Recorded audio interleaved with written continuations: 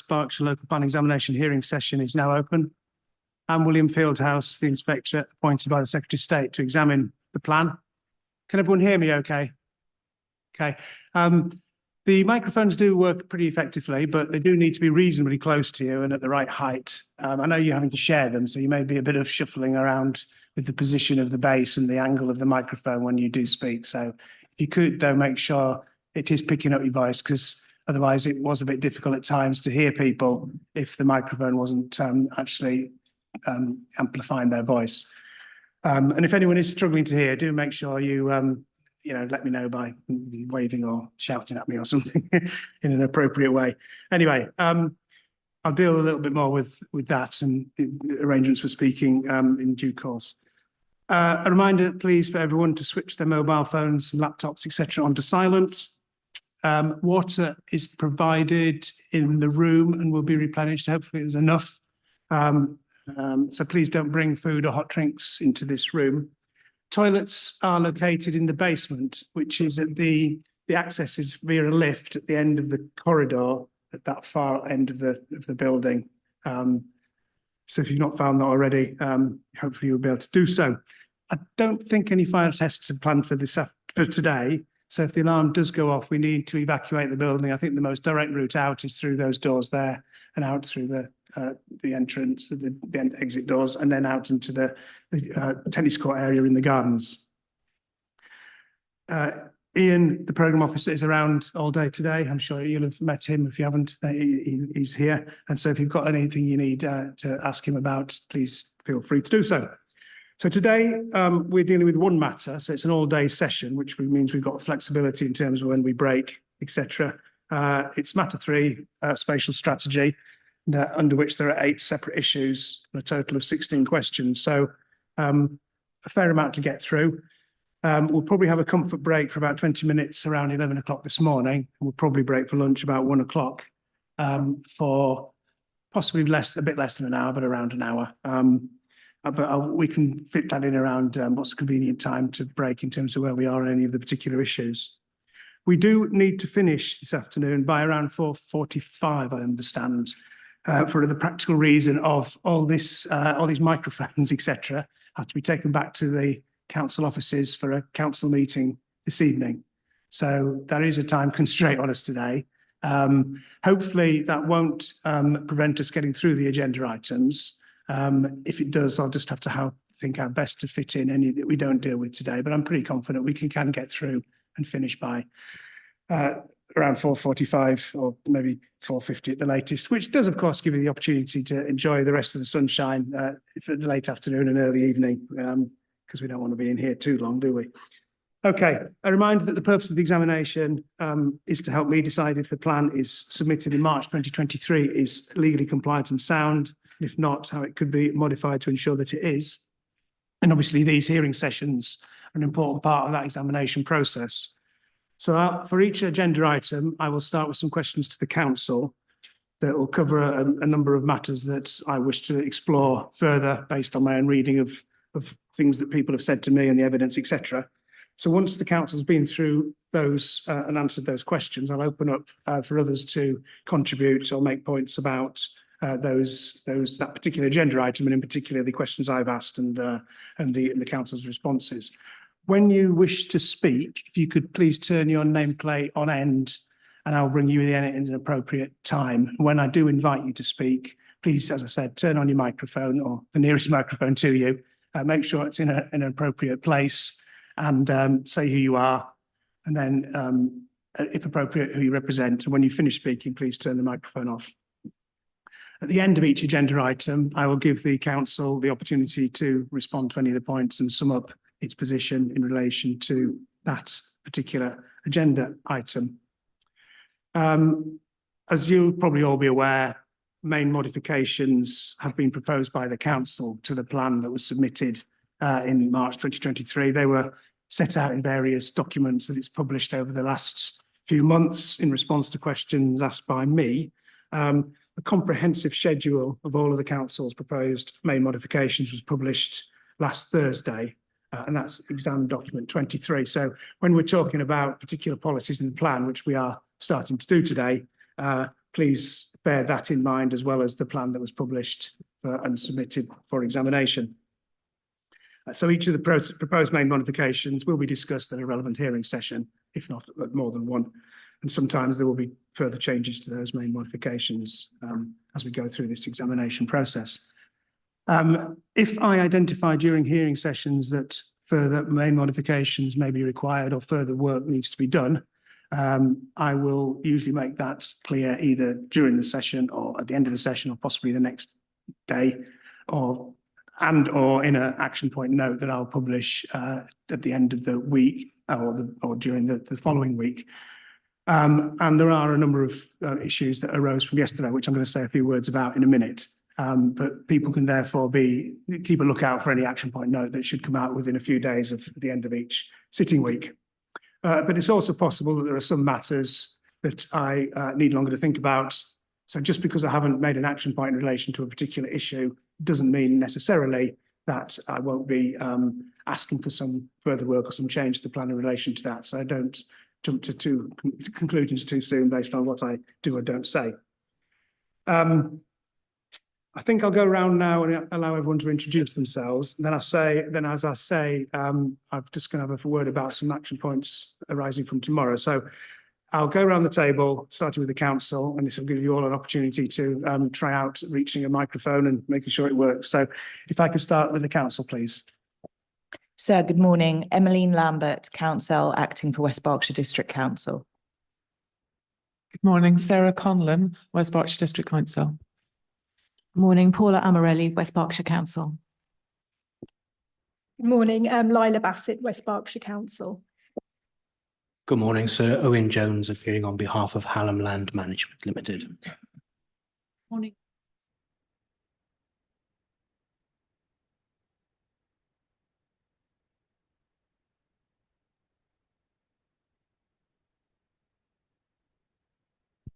Morning, Sir. Jonathan Walton, Opus Works on behalf of Newbury and Thatcham and Castle Park Golf Clubs. Morning, Sir. Roger Tustay in Nexus Planning on behalf of Crowd Days Homes. Morning, Sir. Richard Naylor, Gladman Developments. Good morning, Sir. Alan Diver, Walsingham Planning on behalf of Colthrop Village Consortium. Good morning, Lucy White on behalf of Bradfield College. So good morning, Simon Pike on behalf of Thatcham Town Council, and also an individual representative. And in light of the matters to be discussed today, I make a declaration of interest that I'm a member of the Council of Partners of the North Wessex Downs AONB, though that is completely unrelated to anything I might say on that topic. Thank you. Good morning, Sir. Andrew Black Consulting on behalf of Bucklebury Parish Council. Morning, Sir. Tim Burden from Turley on behalf of Donington New Homes. Good morning, Lisa Probin, Darkley Homes. Good morning, Catherine Miles and James Isles from Provision on behalf of various clients. Sorry, I couldn't hear that. Sorry. Oh, sorry, Catherine Miles and James Isles on behalf of Provision and various clients. Good morning, Sir. Bridget Taylor from Bell Cornwall on behalf of Hethel Property. Morning, Sir. Joe Atkinson on behalf of Charlesgate Homes. Good morning, Sir. Sophie Crawford, a councillor from Aldermaston Parish Council. Hi, good morning. I'm a representative of Aldermaston AWE and Berkshire AWE Residents Group. Thank you. Matthew Spry from Lichfields, representing the North East Thatcham Partnership. Connor Sheffield from Stantec on behalf of Yatton and Estates. Good morning, Sir. Eamon Guilfoyle on behalf of the Office for Nuclear Regulation. Morning, Sir. Sean Bashforth on Quad, representing AWE. Morning, Sir. Adam Ross from Nexus Planning on behalf of our landowner at Pangbourne. Okay, thank you. I know this is probably the fullest the room will be for the hearing session, so it is a bit awkward with, I mean, once you're quite tight for space, but also I know the microphone situation is ideal. I think generally, if you can bring your microphones a bit further onto the desk, it'll avoid you having to lean forward quite so much, and particularly those that are having to reach over at an angle as well as just lean forward. So I hope it's not too difficult. And if people are struggling to hear, please, as I say, do let me know. Okay. Right, I'm just going to now deal with some matters further following on from yesterday. Just bear with me a moment. There's 4 issues that I sort of suggested may be subject to some further work that I'll be looking for the council to do. So I'm just going to run through those in outline now, and I'll set this out in a note. But I thought I might as well let you know and others know what it is that I've decided. As I said, it doesn't mean I've formed a final view on all these things. It's just that this is something I need to help me to consider the issues that we discussed. So the first one was about the consultation procedures and the legal requirements relating to those in relation to the sustainability appraisal, which is subject to both the town and country planning legislation, but also the environmental assessment regulations. So the issue was raised about whether compliance in terms of the way that the sustainability report, which isn't the final report of the sustainability appraisal of the plan, because there will be another iteration of it following this process. But notwithstanding that, there was issues raised about whether the consultation that had been carried out on the report that was published in January 2023, alongside the Regulation 19 plan, complied with the specific requirements of the SEA regulations. So the question I'm just asking for the council to do, and particularly having the benefit of council, is to set out what the particular requirements are in the SEA regulations relating to consultation, how they apply to that particular stage of the plan making process, i.e., alongside Reg 19, because obviously the SEA regs are different from the town and country planning regs, and there's no direct reference between the two, I don't think. So that's that. In light of that, just explain what the council did and be clear about whether you think you did comply with the regulations, the SEA regs in that regard or not. And then just set out what further needs to happen later on in the plan making process about the SEA regs for the SA report that will be published, a further version of it later on. In doing that, you may wish to liaise with Mr. Pike just to clarify what his concern is. If it wasn't totally clear to you, that may help address. So, if you want to speak to him about it. And finally on that, it wasn't raised, but I just thought for completeness, you may as well just set out the legal requirement in the Town and Country Planning, the Planning and Compulsory Purchase Act 2004 and the 2012 regulations relating to sustainability appraisal, which I think are quite simple, i.e. you need to carry out a sustainability appraisal and publish a report when you publish the plan for Regulation 19. But just to, you may as well round that off and finish that. Okay. So that's fine. Can I just clarify 2 matters? I know you're going to clarify it in a note, but Mr. Pike did raise an issue in relation to one regulation in particular, but I'm gathering from what you've asked the council to do that you'd like it to be a broad assessment of the regulations and how the council has complied. Well, I think specifically on consultation. Okay.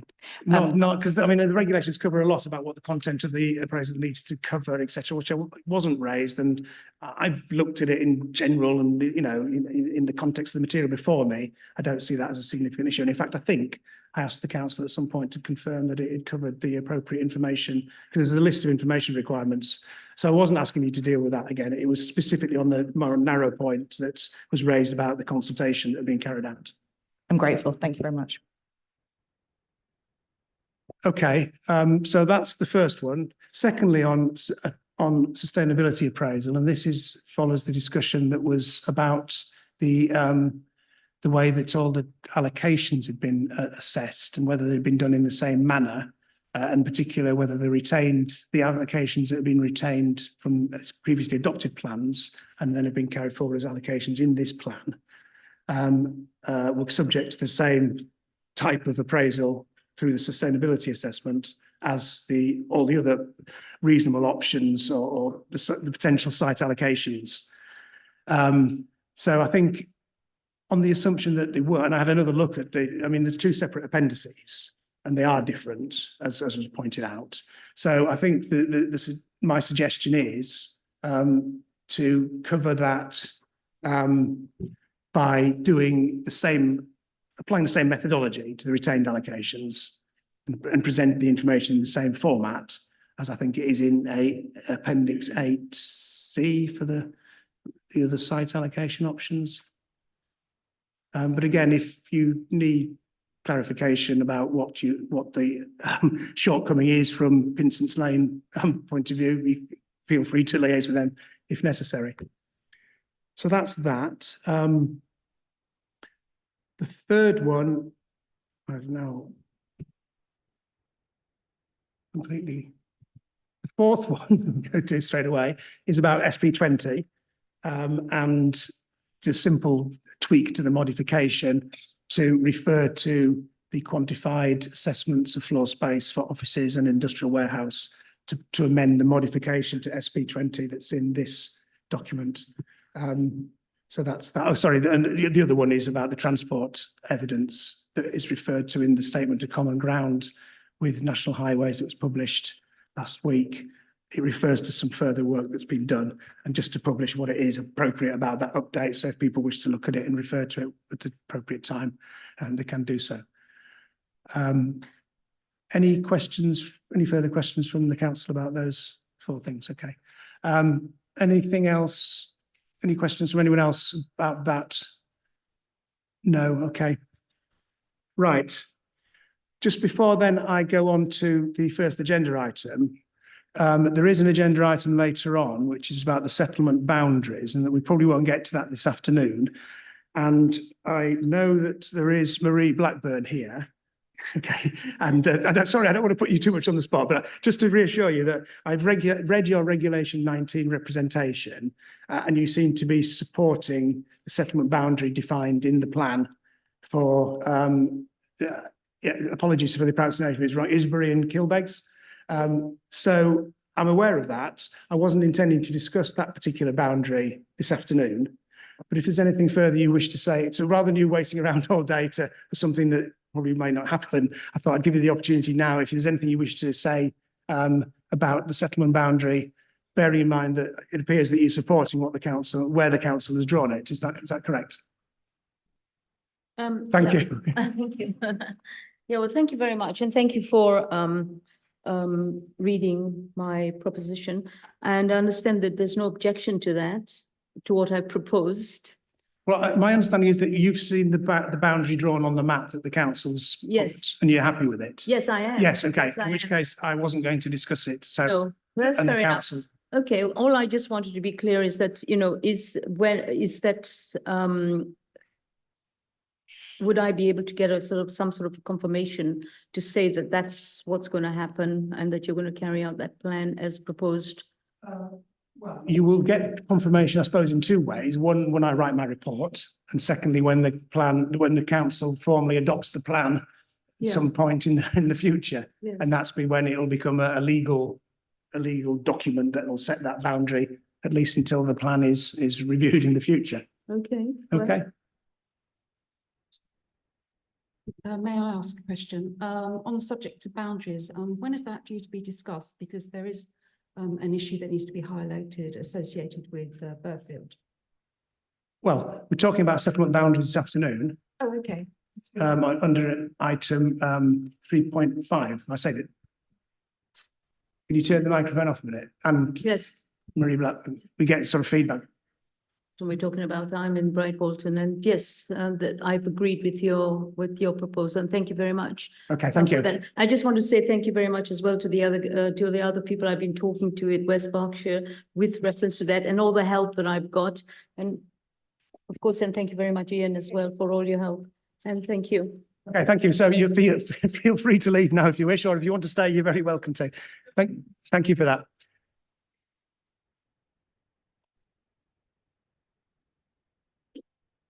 Right. Okay. In terms of the question raised by the residents group, you requested to participate at this hearing, and I did allow for that on a particular issue. Okay. Right. You don't have a right to be heard because you didn't make Regulation 19 representations. Yeah. Could you turn the microphone off, please? I'll speak, and then I'll invite you to speak in due course. You made a particular issue around the policy towards the emergency planning zones, and because you were representing the residents groups and you had a particular, interest in that, yes, I was prepared to let you come and join in the discussion. But what it isn't an opportunity to do is to start raising wider issues, okay? Because the opportunity to, make representations about the plan went long ago, and the opportunity to, participate at hearing sessions has been, and, you've been granted an opportunity to be here on a particular issue. So if we can keep it to that, please. So I'm not saying you can't stay for the rest of the day, but obviously the matter that you're interested in is matter 3.2, issue 3.2. Okay, so because I'm not aware that there were any representations about the settlement boundaries around Burfield, actually. So it's not something that's on my agenda, particularly that one. But anyway, so we'll leave it at that if we could.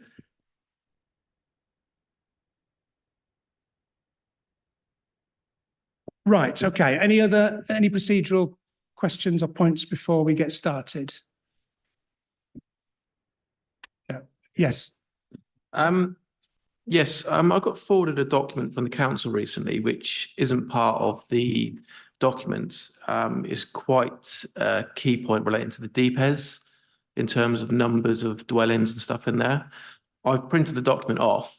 I've got one for yourself, obviously one for the council. But I'm just wondering when this would be presented to yourself. I don't think it will be presented to me. The opportunity to submit representations obviously was in response to the Reg 19 plan. You had an opportunity to put written statements in if you had made a relevant Reg 19 representation. And other than that, I'm not expecting to accept other later evidence. This information has only come from the council literally within the last 5 days. It's not in their documents. It's information I was asking for, and it's only just come about. So it is quite crucial evidence relating to the DPES. Well, okay. I'll decide if it's crucial evidence and whether I need it. When we get to the relevant discussion, if there's a point at which you think, well, this is important material, you can explain to me what it is, and I'll take a view. But, I'll never finish this examination if people are going to start bringing in new information, on matters. I'm not. It's not ruled out completely, but I don't assume that you can, table such late information. And if let's deal with it when we get to the point. You'll see how the discussion goes, and if it becomes clearly relevant and highly significant, well, you can, bring it to my attention again. So I'm going to start now on the first agenda item. But just before I do, as I said, there's a lot of people. If you could please try and make sure your nameplate's pointing sort of diagonally towards me, so that I can, and preferably not hidden behind someone else's or a bottle or a laptop. I know it's difficult for everyone, but perfect down there. I've just about got it now, I think. Right, thank you. Okay. So issue 3.1 is about, well, there's two parts to this actually. There's the spatial strategy, and then there's the settlement hierarchy, which essentially are policies parts of policies SP1 and SP3.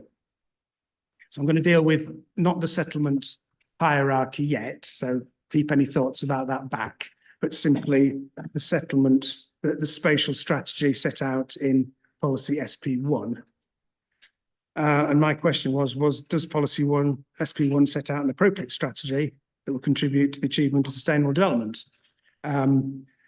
So as I say, SP1 is a long policy, and parts of it we will consider under other matters and issues. For example, density of development, approach to development outside settlement boundaries, development in the AONB, role of town centres, various things. So we're going to come back to all that. So I'm just going to focus on the question that I asked under 3.1, which is about basically what it says about the spatial areas of the plan and the way it describes what should happen in those areas, whether that is appropriate. So we're going to look in turn at the three areas: Newbury and Thatcham, North Wessex AONB, and Eastern area, and specifically the words in SP1 about those areas and whether there's any significant concerns that people have about those. So just to be clear, if I could please, that the three spatial areas referred to in SP1, they're defined in figure 2 of the plan. little coloured map with light green, dark green and purple. Yes, that's right. And they are based on parishes and the AONB boundary, is that right? That's right, yes. Yeah, okay, that's fine. And these, essentially, there's some amendment, but they essentially carried forward from the core strategy.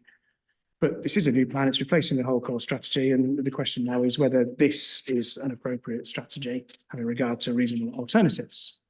That's my concern. It's not whether there's another reasonable alternative strategy or whether there are indeed potentially better ones that people think. It's whether this is an appropriate one that the council has come up with.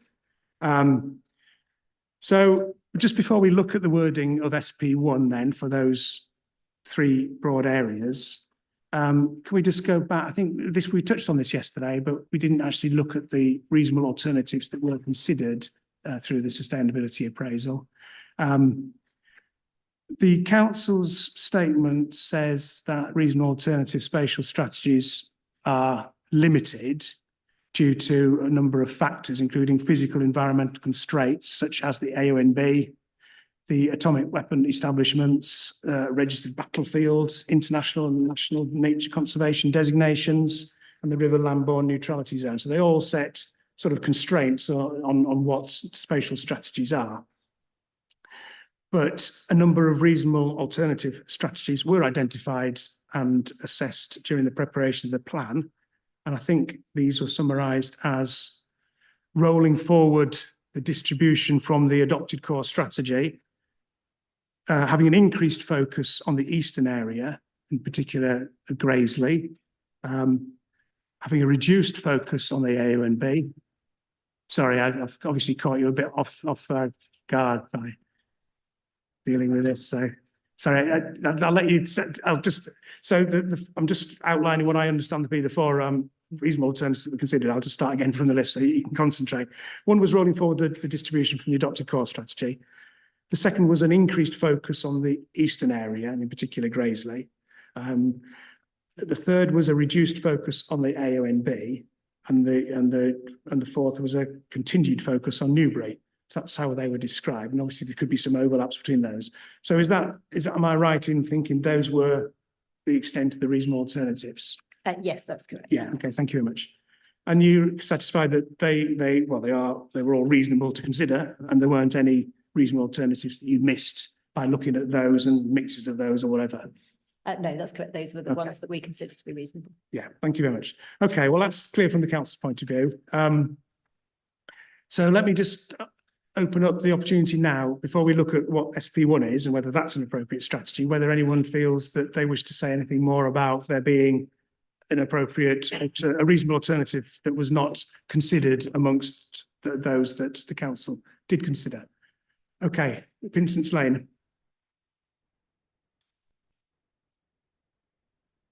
Good morning again, sir. Yes.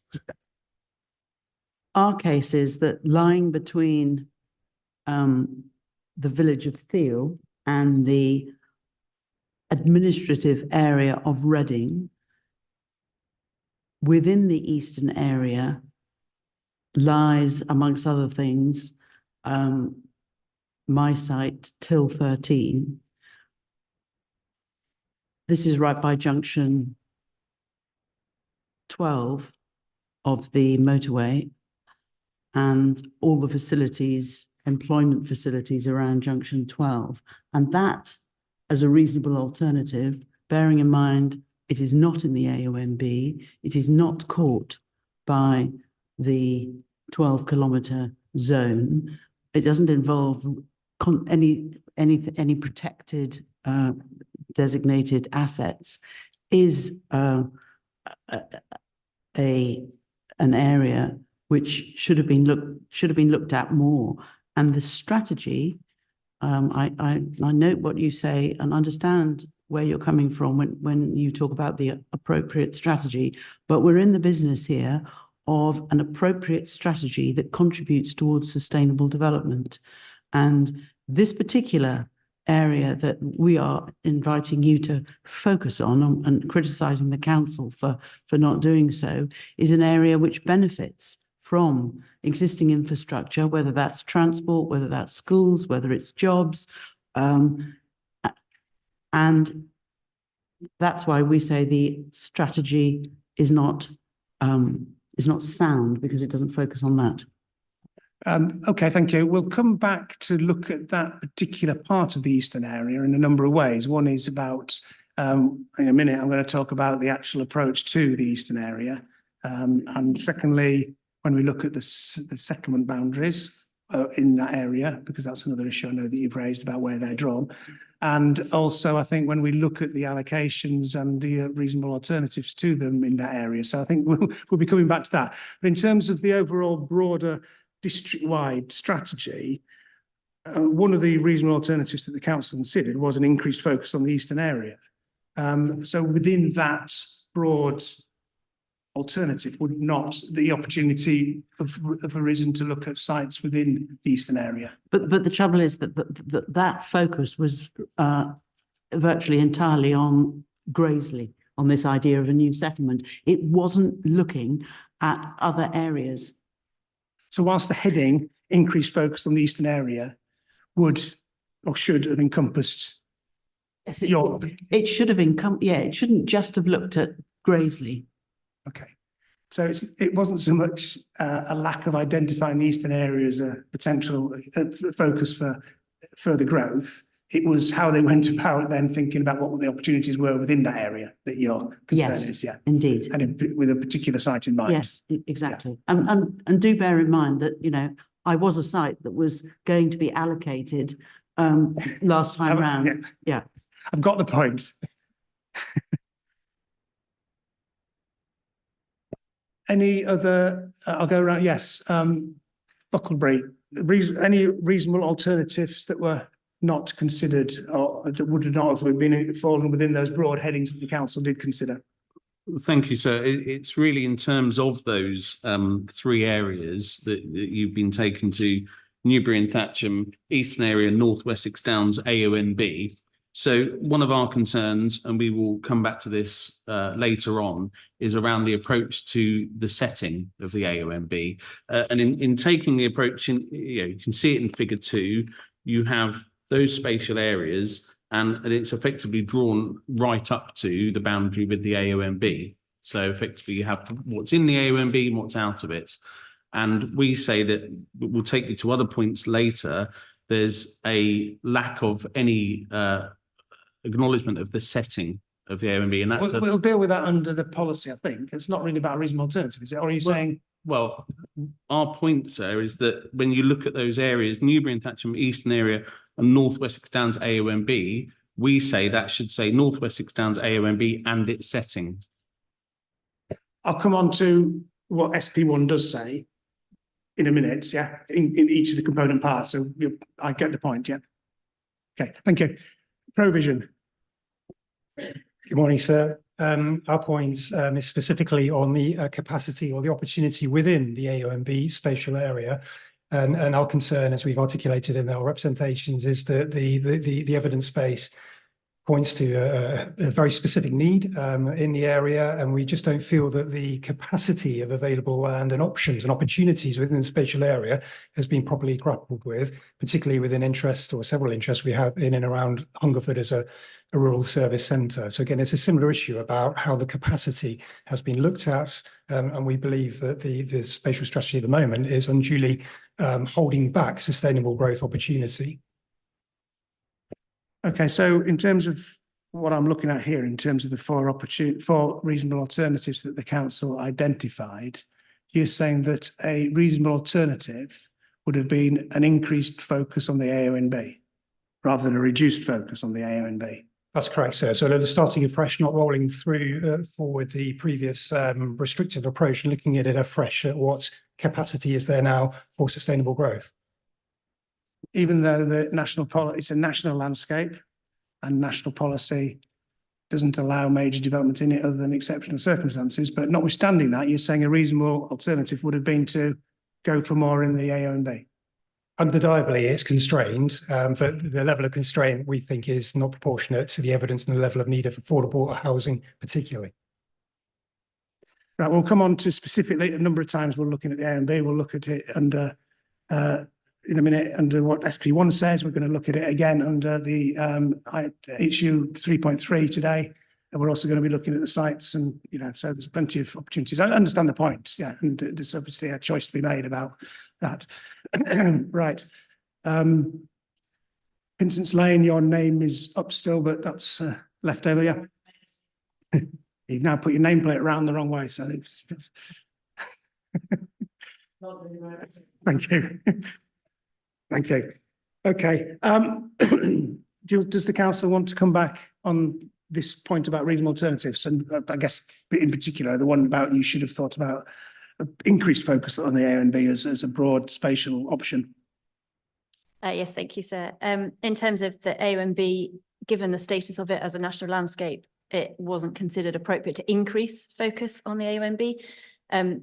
We considered reducing it as one of those options, but we didn't go with that. That's been taken.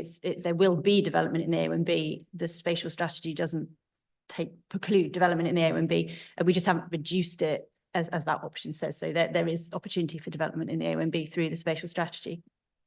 The issue about the eastern area, the focus of development looks at focusing development where we could put strategic sites and those sorts of things. And in the eastern area, there aren't those opportunities.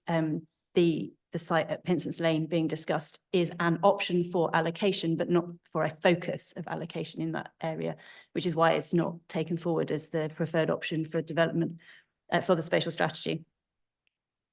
Just so I understand, so when you say that the option of increased focus on the eastern area, that involved that as an option was looking for a strategic site in essence.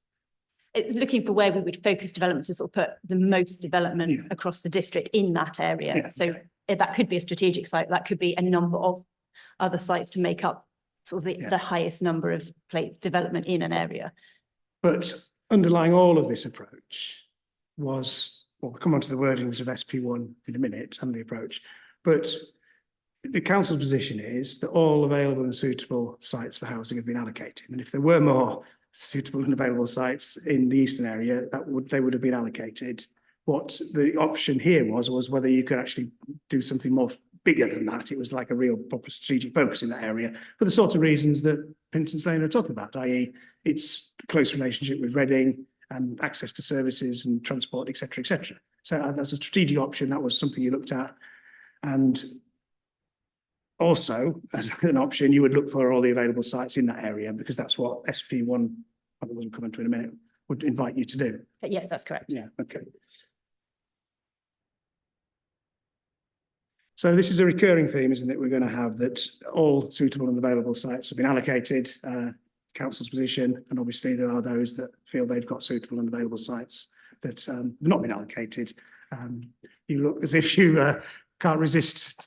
I'm sorry, sir, but I'd like the council to point you to a part of the evidence base where what has just been said is actually evidenced. There is nothing in the evidence base which articulates what you just heard. What, that they sought to allocate all suitable and available sites? The suggestion is that they have looked at Pinson's Lane in a wider context and rejected it. There are no words in the evidence base, whether you look at the housing topic paper, whether you look at the essay, that there's nothing which actually explains that. That's my criticism. And do also remember that in the days of the core strategy, the eastern area was identified as a broad location for growth. And within that broad location for growth, then the allocations document, the sort of daughter document fell out. But I found nothing in the evidence base apart from one sentence in the HELAR, which explains that members didn't like my site. I found nothing anywhere which explained why it was rejected, given the spatial objectives. So it's all very well you being told this now, but we're supposed to be examining the evidence base. Okay, understood. Thank you. Right, we're going to come on to what the plan says should happen in the Eastern area in a minute. But before we look at that, we're going to look at the what SP1 says about the other two areas first, actually. But in doing this, I also want you to bear in mind what the council's figures, housing figures show in exam document exam 21, which was published on the 5th of April. Because this gives you the overall housing supply situation in each of the three spatial areas.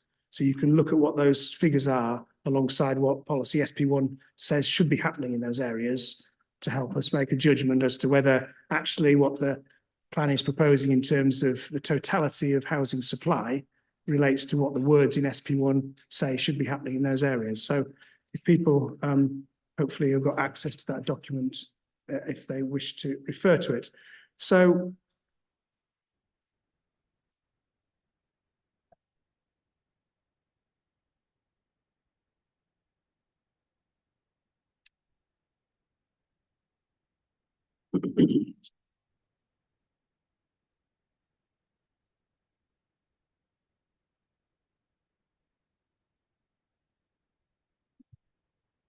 So policy SP1 for the Newbury and Thatcham area essentially talks about Newbury retaining its traditional market town and Newbury being a focus for housing development.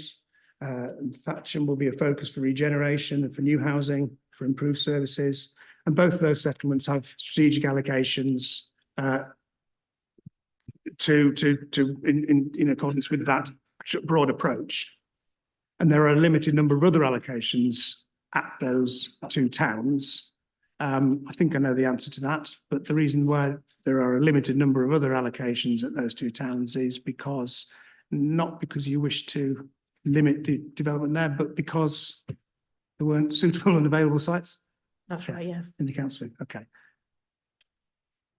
So the overall supply picture, I think, that is set out in exam 21 in terms of housing at those two settlements gives a figure for around 7,000 homes over the planned period. Is that right? A large proportion of which is, or a significant portion of which is on the two strategic sites, but just in overall strategy terms, what the plan does is identify land for around 7,000 homes in the Newbury Thatcham area, which represents around 73% of the overall supply in the district. Yes. Yeah. And you would say, well, that is what policy SP1 is talking about when it's focusing development and new housing and whatever. Okay, fine. So anything else, anything else you wish to say about whether SP1 is appropriate in its broad approach to Newbury and Thatcham, or indeed whether the plan follows it through in terms of the housing land that it identifies? Yeah, we think it's appropriate, and then kind of as evidenced in the table in exam 21, it shows that the supply is focused on, Newbury and Thatcham. There isn't much more limited development within the AONB and the Eastern area. It aligns with the spatial strategy. Okay. Right, so any other views about those two things? One, the words in SP1 about Newbury and Thatcham as a spatial area, and two, whether the plan actually follows it through in the broad numbers in terms of the way the housing is distributed as set out in exam 21. Right, Nexus. Thank you, sir. I think it's indisputable in my view that Thatcham does need additional growth. It's the largest settlement outside Newbury, so we're supportive in principle of the spatial strategy of allocating growth to Thatcham. I think it's important to note the history to this. The local plan inspection in 2012 identified, this is in the days of the regional spatial strategies or just after, sir, that the council needed to review its plan quickly to update the housing numbers, and it did indicate that housing in Thatcham should be looked at, as Thatcham had a period of growth, but it's also worth noting that there hasn't been any significant growth in Thatcham since the early 2020s. That was a point noted in the council's Thatcham growth strategy study. I think 2024 was the last time where growth happened. Since that period, affordable housing hasn't been delivered in Thatcham. and the council's strategy to allocate a strategic site in Thatcham to deliver part of its strategic growth. My concerns though with the strategy is that it's putting its eggs in one strategic basket, and its timescales of that delivery of benefits for Thatcham. Thatcham's struggled with its town centre. It's had no affordable housing.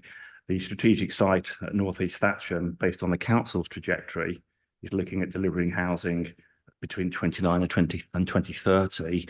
West Berkshire hasn't had a good track record in delivering its strategic sites quickly, and I'd argue it needs a more balanced approach in that strategy area to identify smaller sites that can deliver benefits in the shorter term to augment the strategic growth at Thatcham, sir. Okay, so you're content with what SP1 says about Newbury and Thatcham as an area focus, and you don't, and you think, well, the 73% amount of housing supply in that area, you probably wouldn't disagree with. It's the makeup of how that will be delivered through a reliance on the strategic sites. And its timescales of delivery to deliver benefits to Thatcham, so. Yeah, okay, understood. Yeah, thank you. Okay, Thatcham Town Council, the wording of SP1 in relation to Newbury and Thatcham. So just for clarification, will you be coming back to the proposed main modifications relating to this, or is that part of this discussion? The proposed modifications to policy SP1? It's a supporting text to policy SP1, yes. Yes, you can raise that now. Okay, so the first one is the addition of a reference to the long-term vision for Newbury and Thatcham, which is on page 14, paragraph 411. I'd suggest we have concerns about that addition. It's also added into policy SP, the supporting text for policy SP 17. I would suggest that we discuss it in that context because it is closely related to other matters for North East Thatcham.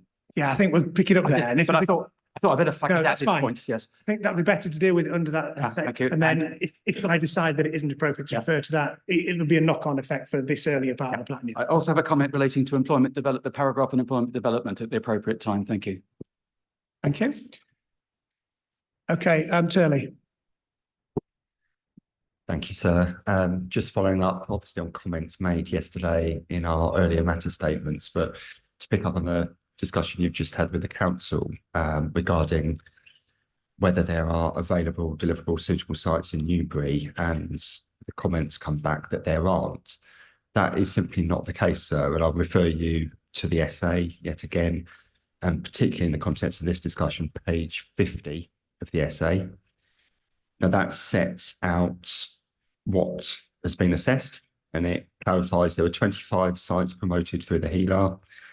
12 of those were not developable within the next 15 years, fair enough.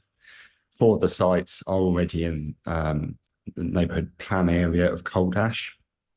Then you have a number of sites in the town centre, and you also have Sandalford Park West. But what you do end up, sir, is with 3 sites which are identified as being reasonable alternatives. So the text says the remaining 3 sites, GRE 10, CA 15, which, as you're aware, we've got an interest in, CSD 4, are considered reasonable alternatives for development and so have been subject to SA to inform the site selection work. And it follows a summary. And the simple conclusion that comes out for each of those sites, sir, is that the site is not recommended for allocation. Now, the text here is somewhat confused in the essay, and there seems to be a lack of assessment of the sites individually. And certainly my client site at CA15 is capable of being delivered on its own. There is a suggestion in the text, and again, I'll quote, the states, together, these sites have potential to accommodate significant development of circa 868 dwellings, and development in this location would amount to an urban extension to Newbury. So what has just been said, sir, is plainly incorrect, doesn't reflect the evidence base. There are available sites. Now, going back to the SP1 policy framework, it's very clear Newbury and indeed Thatcham are the focus for growth. But to say there are no sites available, sir, is just simply incorrect. Okay, so you've got no issue with the wording of SP1. You're happy with Newbury and Thatcham, your focus for growth and for more housing development, but it's the same point. You've got different planning judgment about whether sites are suitable or not. Well, I'm not sure it's a planning judgment, sir, when the council are allocating sites that aren't in accordance with this hierarchy when there are sites available at the higher order settlements. Similar point to Mr. Tustane's point. The plan includes sites that are not in accordance with the hierarchy, you say? Yes, we've got sites in the AONB. We have sites in low order settlements when there are sites available at the higher order settlements. There is the evidence base doesn't distinguish why that is an appropriate strategy over and above allocating at the higher tier settlements. The strategy doesn't, well, we're going to deal with the AONB and the eastern area, but the strategy talks about a focus on Newbury and Thatcham and housing development there, and the plan identifies 73% of the overall supply there, but it also is a strategy that accommodates some residential development. Some would say too much, some would say not enough in the AONB, and then equally with the eastern area, there's, the words are there. So I understand the point, but ultimately it comes down to whether, the site that you're referring to or the sites that you're referring to are suitable or not. And that's the judgment that's made based on the evidence. And you're saying the sustainability appraisal that you're quoting doesn't provide the evidence to justify why it isn't suitable, I think is what you're saying, isn't it? Yes, or we look at that the other way round. The essay suggests there are sites that are available and suitable that have been looked over instead of allocating sites in less sustainable areas that score lower, frankly, in the SA in various sites. Thank you very much. Right, Bell Cornwall. Thank you, sir. I would like to echo some of the similar points to Crowdos, that generally we support the strategy of focusing on Newbury and Thatcham, but have concerns about the rate of delivery given what's come before. In particular, there are other sites in Newbury, as has just been said, that have not been considered as reasonable alternatives in the sustainability appraisal. For example, my client's site was put forward at regulation 19 stage, so has not been subject to sustainability appraisal at all. That is one option that could form part of a mix of sites, which the alternative of a mix of sites in Newbury has not been robustly considered in the sustainability appraisal. So yes, there are large strategic sites in Newbury, which obviously now we're in a position where they might be more likely to come forward. But in terms of timescales, the council's response in exam 22 suggests there'd only be 150 dwellings on the Sandalwood Park site in the first 5 years of the plan. There's currently an application in relation to the east part of that site to amend the section 106 so that the last reserve matters could take up to 12 years from the grant of permission. So in terms of timescales, it seems entirely possible that that's a 10 to 15 year build out that site. So we think there's a need to supplement that with some other smaller sites in the interim. Okay, well, we're going to deal with the details of the delivery rates, etc., for the strategic sites when we deal with those. That's one of the things I'll be looking at in detail. So, but I get the basic point that it reinforces the need for more smaller sites to be allocated in Newbury and Thatcham to get the supply moving in the short to medium term. Yeah, understood. Thank you. Right. Okay. Anything else about what SP1 says about Newbury Thatcham area? If not, does the council want to respond to anything there? No. Okay. Thank you. Right. Thanks for that. So secondly, I'm going to look at what SP1 says about the AONB spatial area. But bear in mind, we're coming back to the AONB and policy SP2 as well. So in terms of the details of what that says, we'll deal with that under issue 3.3. So what SP1 does say is that there will be appropriate and sustainable growth in the AONB. And as we've already heard, one of the options was to actually presumably say something different, i.e. there wouldn't be, well, there would be a lower level of growth in the AONB, but that was discounted. And policy SP2, which we'll come on to in detail, but the broad point is about development supporting local communities and the rural economy in the AONB. But so basically we're going to look at the site selection methodology later, but what the site allocations don't include are development opportunities within settlement boundaries. Is that correct? So that's right, isn't it? That is correct. Yeah. They also don't include, well, we'll come on to that later, sites beyond settlement boundaries, but we'll deal with that under the site selection methodology. So basically, that being the case, and the reason that the plan decided to allocate some specific sites in the AONB was that the council's judgment was that allowing only infill development within the settlement boundaries within the settlement boundaries of the villages in the AONB, towns and villages in the AONB, would not deliver enough growth, enough housing development to support the local communities and support rural economy. That was the judgment, yeah? It was, yes. There wouldn't be enough sustainable growth in the AONB. And that was based on an understanding, presumably, of the amount of housing that would be likely to come forward within the settlement boundaries. It was, yes. Because, of course, as we've said, national policy, they are national landscapes. It's a national asset that needs to be protected. And there needs to be great weight given to conserving and enhancing the landscape and scenic beauty. So on what basis did the council make that judgment that just only allowing, making no allocations, but just allowing developments within the settlement boundaries would not be sufficient? Was there any sort of analysis of what would come forward?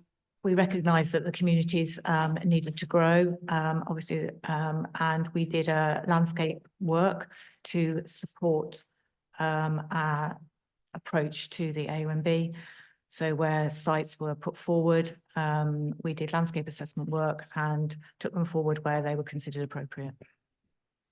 But that was we must have already decided though that there wouldn't be any sufficient opportunities within settlement boundaries before you then decided, well, we'll need to look at opportunities outside, i.e. making allocations, and therefore carry out a landscape analysis to decide which ones were best. That's right, yes. So was that based on windfall rates in the past, or? It was, yes, but we wanted to add flexibility as well.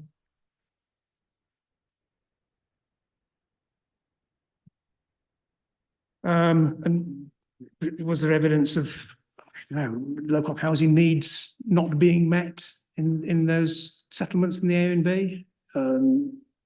Falling demand for services and things? I mean, there must have been some reason why you decided to go for this approach. I mean, in terms of our windfall allowance, like small sites,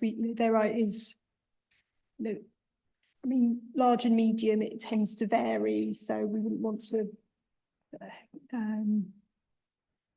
The windfall rates. It's quite modest, the amount of development that's taken place, and again to support those services and maintain their sustainability, we felt we needed additional allocations.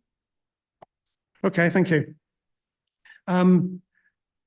Provision have referred to a letter from the current leader of the council to the government, so it's it's before us. It's associated with the direction to not withdraw the plan. Which isn't, that process isn't anything to do with me. The fact is the examination continues and the council's engaging with that. But that letter, and because Provision have mentioned it, I thought I may as well raise it and give you a chance to respond to it, states that the strategic approach and policies in the plan are too restrictive to enable rural towns and villages to remain prosperous. So basically that's a view about, we need more in the AONB. But do you want to briefly just explain the context for that and what sort of status, if anything, that has in terms of the soundness of the plan? So the current administration wasn't the administration when the plan was submitted, and that was the view that was put forward at the time by the Liberal Democrat minority group. We are obviously looking at the spatial strategy, which is for the submitted plan. And that would be a strategy that the council would be able to consider going forward in the review of the local plan. Okay, thank you. So it's basically an articulation of an alternative strategy that would have to be thought about in a future review, basically. It is, yes. Yeah, and because it wasn't one of the ones that when the plan was prepared, as you said, it wasn't a reasonable alternative to go for the greater levels of growth. An option was, in accordance with national policy, to think about restraining growth in the AONB, but for the reasons you've just said, which is basically a judgment that he needed to support local communities and meet local housing needs and support the rural economy, to make some allocations. And then the approach was a landscape-led one that sought to minimise or avoid any harm to the landscape, which we'll come on to later. Okay, understood, thank you. So just looking at actually what then follows through from the supply that's identified in the plan for the AONB, it's around 1,150 homes up to 2041, which represents around 12% of supply for the district as a whole. And you'd say that accords with what policy SP1 says is the approach. We do, yes. Yeah. Okay. Right, thank you. Anything else about what SP1 says on the AONB? It's the broad approach to it. And we'll look at the detail later of the policy SP2. Anything from anyone else on that? Nexus.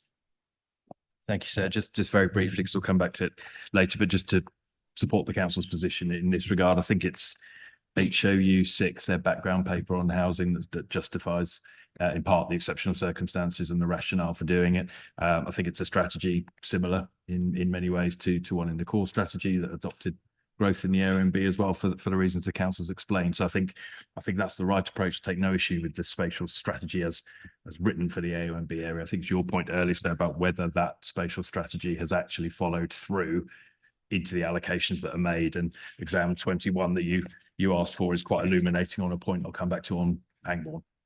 Thank you, sir.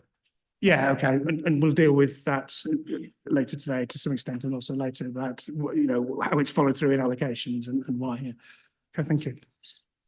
Right, provision.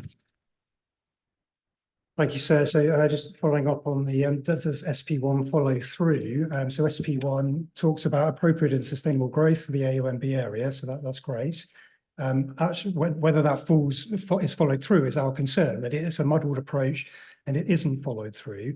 Hungerford is a particular interest of ours, and I know we'll go into that in more detail in future sessions, but just taking that as a very brief example, the local plan is effectively looking at Hungerford as a neighbourhood plan area, and Hungerford neighbourhood plan is taking a requirement from the plan, so the plan is leading the amount of growth there, which is 55 homes.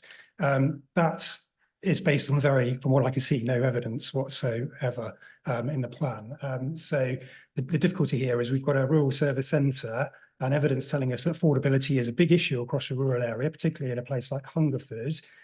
So the requirement that emerges from the primary plan, the local plan, is key here. It needs to be backed up with evidence. Our concern is that the neighbourhood plan is progressing on a figure that isn't substantiated. And the only inevitable outcome there, from all of the evidence that is in the plan, and indeed that the neighbourhood plan group have, is affordability will just worsen. And so then there's a knock-on impact for rural services and facilities. So yes, we completely appreciate and understand the landscape-led approach, of course, in the AONB, but what about the other elements of sustainability, the social impacts, the economic impacts? So that is our concern. We think those have been overlooked. Okay, we'll come back to how the figures for the neighbourhood plan, the two neighbourhood plan areas, well, they do have figures and the ones that have zero figures, but so we'll come back to that, and that includes Hungerford, of course, and what the justification of that figure is. So thank you for that. But yes, I know, I understand the point. Some want more development in the AONB, some think there should be less. So I mean, that's the issues that the plan has to grapple with, isn't it? Right, shall we move on then to what SP1 says about the eastern area?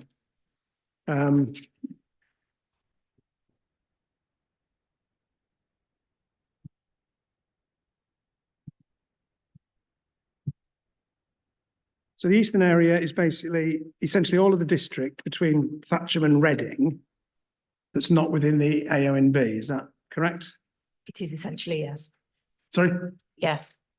So much of the land, but not all of it, is outside the settlement boundaries, is at flood risk or is within the emergency planning zones for the atomic weapon establishments, and that's indicated on figure 1 in the plan in broad terms with the red and orange areas and the blue areas. It is, yes. Yeah, okay.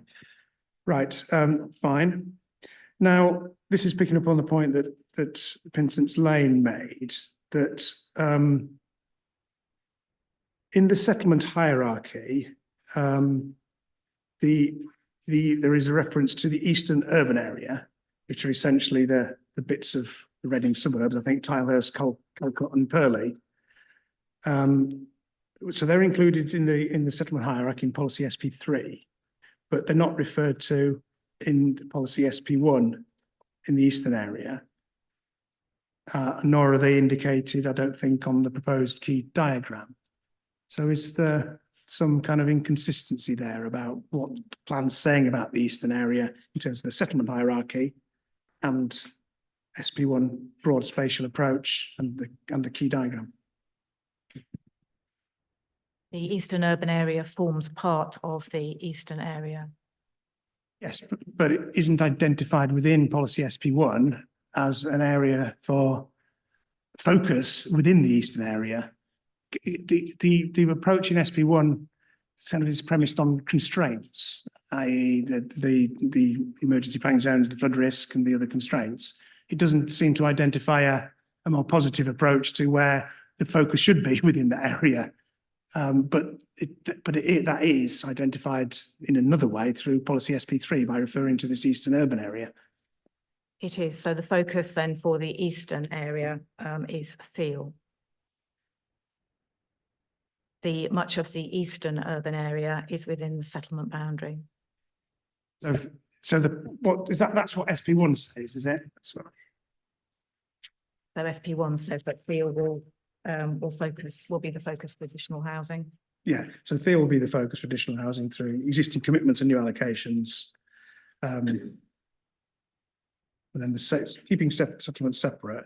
But again, given that SP3 identifies the eastern urban area, i.e. Tilehurst, Calcutta and Purley, high up in the hierarchy, why is it not referred to in policy SP1 as a focus for development, if there's appropriate opportunities, obviously, in the way that Thiel is identified?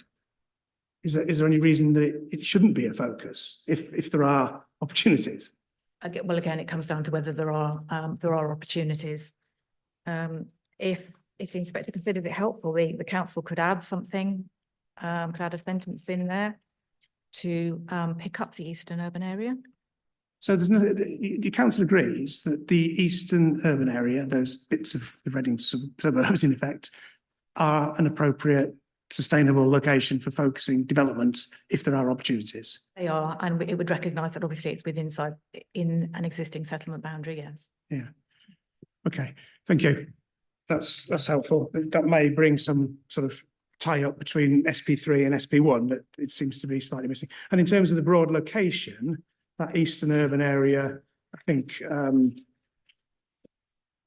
either I was provided with a plan from the core strategy or I found one, that there is an area sort of defined in broad terms within the eastern area that broadly identifies that area. There is, yes, it's based on parish boundaries, yes. Yeah, okay, thank you. So that could be shown on the key diagram.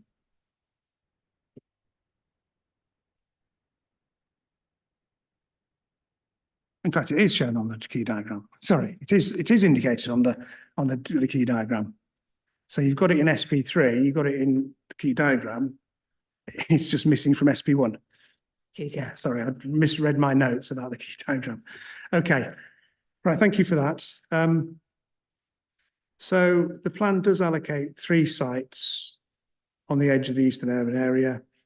And the reason it doesn't allocate any more is because of as you see it, the lack of available suitable sites. Yeah. Okay. Keep asking the same question, keep getting the same answer, so that's fine. At least we're consistent.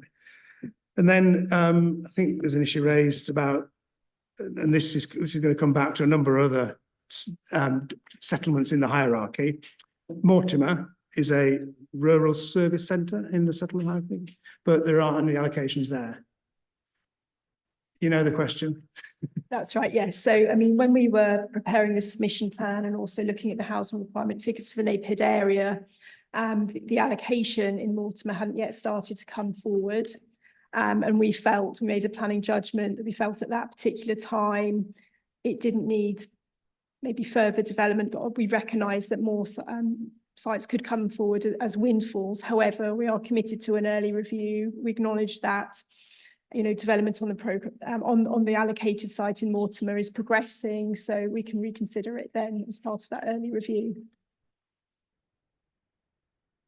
Okay, so just to finish off on the eastern area, what the land supply identified in the plan actually does show is around 1,500 new homes in that area up to 2041, which is 16% of the overall supply, and that is consistent with what policy SP1 says because of the constraints, essentially. It's not that an option for looking for further growth in the eastern area was considered, but it wasn't in this particular plan found to be one that you wish to or were able to pursue. That's right, yes. Okay, thank you. Right, so let's get views from others about the eastern area. So Hallam Land Management. Thank you, sir.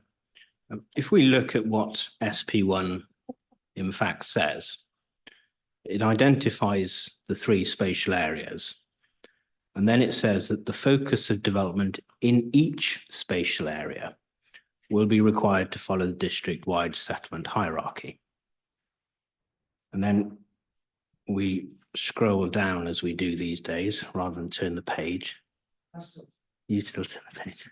SP3, rural service centres, and it gives a list of 6 rural service centres. I don't believe the strategy is talking about a sole focus at Newbury and Thatcham as a replacement for meeting the needs of the rural area. I think when you're in the rural area, when you're looking at the eastern area, you're looking at a distribution in the context of that spatial strategy. The exchange that you've just had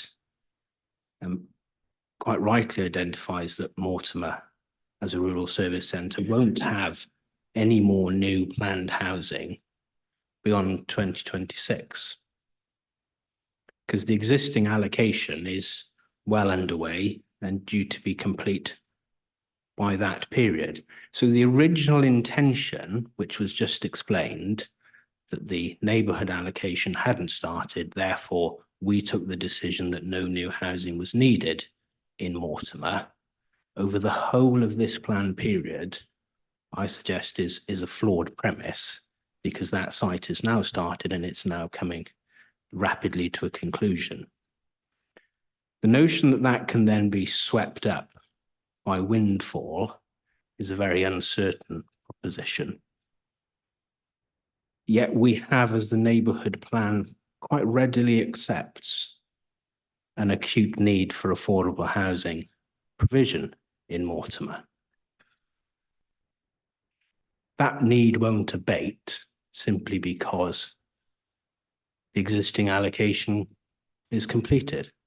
That need will endure for the remaining 15 years or so of the planned period. So when we read the NPPF and what it says about positive planning in the rural area, it's encouraging this and other local authorities to take difficult choices about where housing can be accommodated in rural areas. The fact there aren't easy options isn't a get out. It needs to make positive provision for that. And that's a matter of planning judgment, sir. And we can come back to that later, I suspect. Understood the point, thank you. Right, Pinson's Lane.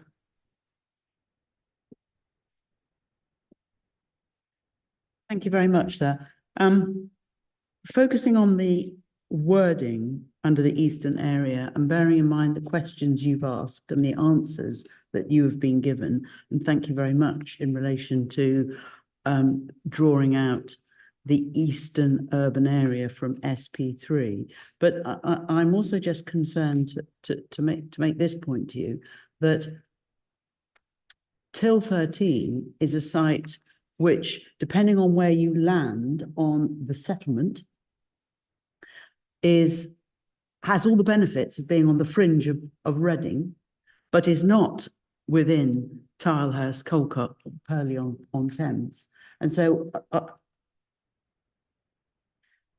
the additional sentence, there is an additional sentence that needs to be in SP1 under the eastern area, which recognises the opportunity of land on the west of Reading to use the wording which is used in relation to elsewhere, appropriate and sustainable growth.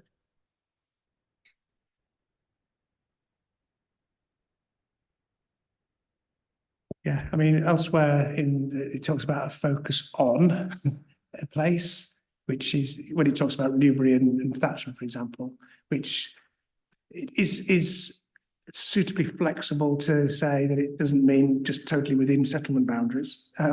It identifies that broad location. I would have thought my interpretation of such a phrase would be you identifying that broad location as being a focus, and the way how you deliver on that could be through a number of different means.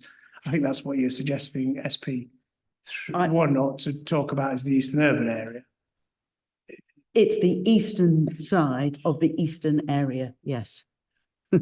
Specifically, okay, understood the point. Right, Opus Works. Thanks very much, sir. It's rather following on from the point just made here, but I don't feel there's been enough sufficient focus put into the eastern urban area. I understand the eastern area and some of the constraints they're under. But if you look at SP1 and you look at what it's trying to do, it's trying to direct development to the most sustainable locations. But then when you look at exam 21, you look at the eastern urban area, there are only 35 houses allocated within that, none within the neighbourhood plans, and very small amount within small site windfalls. Now, I understand that development isn't going to be allocated because it's within the settlement boundary, but it's just simply not explicit enough. You've mentioned about the AONB and the fact it's a national landscape and a national asset, and yet here we are with Till 13 and Till 1, 2 and 3 sitting in very sustainable locations. In terms of Till 1, 2 and 3, it's Calcott Park Golf Club. That is an allocation that it will not only bring forward much needed housing, which is actually on an area that abuts the Reading boundary, it's unbelievably sustainable, but it's also housing that will actually save that golf club. That golf club could fall. So these are the things that need to be made, and these are the considerations that need to be made, because at the moment, the way the spatial strategy is worded, and then the way the allocations are worded, we're actually pushing houses to less sustainable locations, which will take years and years to come forward. So that is not, in the essence, a good planning. Okay, thank you. Belle Cornwell. Thank you, sir. In the eastern area, our concern is primarily what appears to be an oversight of the need for some small sites to deliver housing to meet the needs of those rural communities. So small villages that are in the lower tiers of the settlement, essentially not in the hierarchy, but those that fall below, were not subject to any sustainability appraisal of any site options. They basically excluded, scoped them out of the assessment on the basis that they weren't in the hierarchy. So sites such as Brimpton, as my particular concern, is a location which is a lower tier settlement, not in the hierarchy, but it's a 10-minute cycle ride to a train station, which can have you at Reading in 17 minutes. So it's not exactly remote, not a location for large scale development, but it could take some small development to meet local needs. I think we're going to come on to policies relating to where development is allowed outside settlement boundaries or outside the settlement hierarchy shortly, or later today. So I think that's the point, isn't it? That how flexible the plan is. It can identify some sites And there may be reasons why it didn't allocate small sites and small sites within settlement boundaries or small sites outside the settlement hierarchy. But then we come on to, well, what flexibility should there be to deal with that in the future if they were to come forward? So I will come back to that. Understood. Yes, can I just follow that up as well with there is also a windfall allowance in the eastern area, which is based on an average since 2006 to 2022. Obviously, the AWE constraint has had more and more effect as the years have gone on. So I'd question whether the rate of windfall in 2006 is reflective of what can be expected in future. Sorry, you're saying that the windfall assumption, I mean, it's not prescription, it's just based on past trends, it is of 374. You think anything is on the high side because of the emergency planning zone restrictions? I'm saying yes, I suspect it is, but also the number seems to have been plucked out of thin air. It's 37% of the average rate of windfall across that period. So I'm not sure where 37% has come from and what is actually a realistic rate of windfall that is realistically deliverable.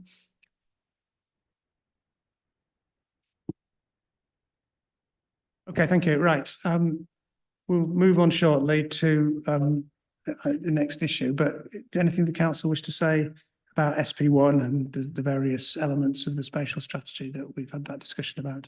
Okay, thank you.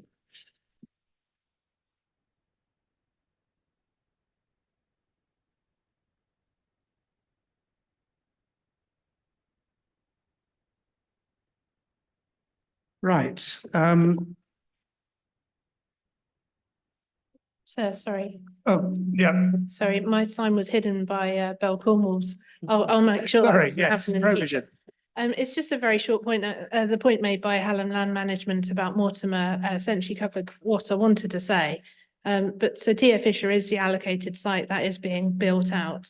But that was an allocation in the 2017 DPD and neighbourhood plan, and that neighbourhood plan goes to 2026.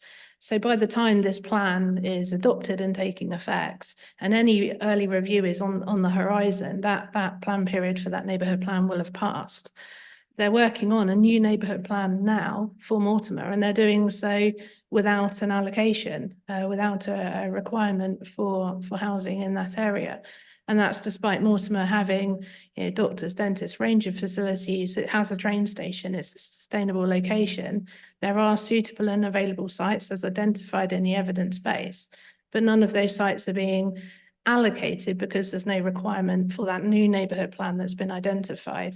And I think by the time we get to the point of an early review of this plan, that neighbourhood plan will have been prepared and adopted. And I think that's an oversight of this plan now.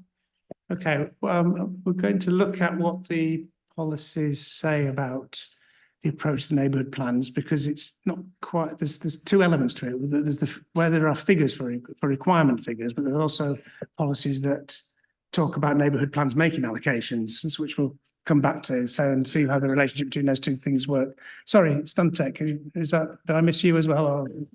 Or? Yeah, sorry, thank you. Mine was a point about employment and rural economy just before you moved on to the SP2 policy. Right. So it's, there's a paragraph, third paragraph up from the Newbury and Thatcham subheading, and there's reference to proposals to strengthen and diversify the rural economy will be encouraged, particularly where they are located in or adjacent to rural service centres and service villages. And the question really was the rationale behind identifying rural service centres and service villages in particular. My understanding that any areas outside of the settlement boundaries would be considered countryside. And then you look at the M35, which we'll covered in a different matter, but it was a question as to why that's highlighted in the spatial strategy. I think I'll pick that up under the approach to this development outside the settlement boundaries. So it is there's a lot of long policies in this plan, and there are bitsy policies that kind of relate to other policies. So thank you for pointing to that paragraph. Bear that in mind. I think we'll come back to it in relation to the questions I may have about the overall approach, because there's lots of policies that talk about development outside settlement boundaries or in rural areas. So, right.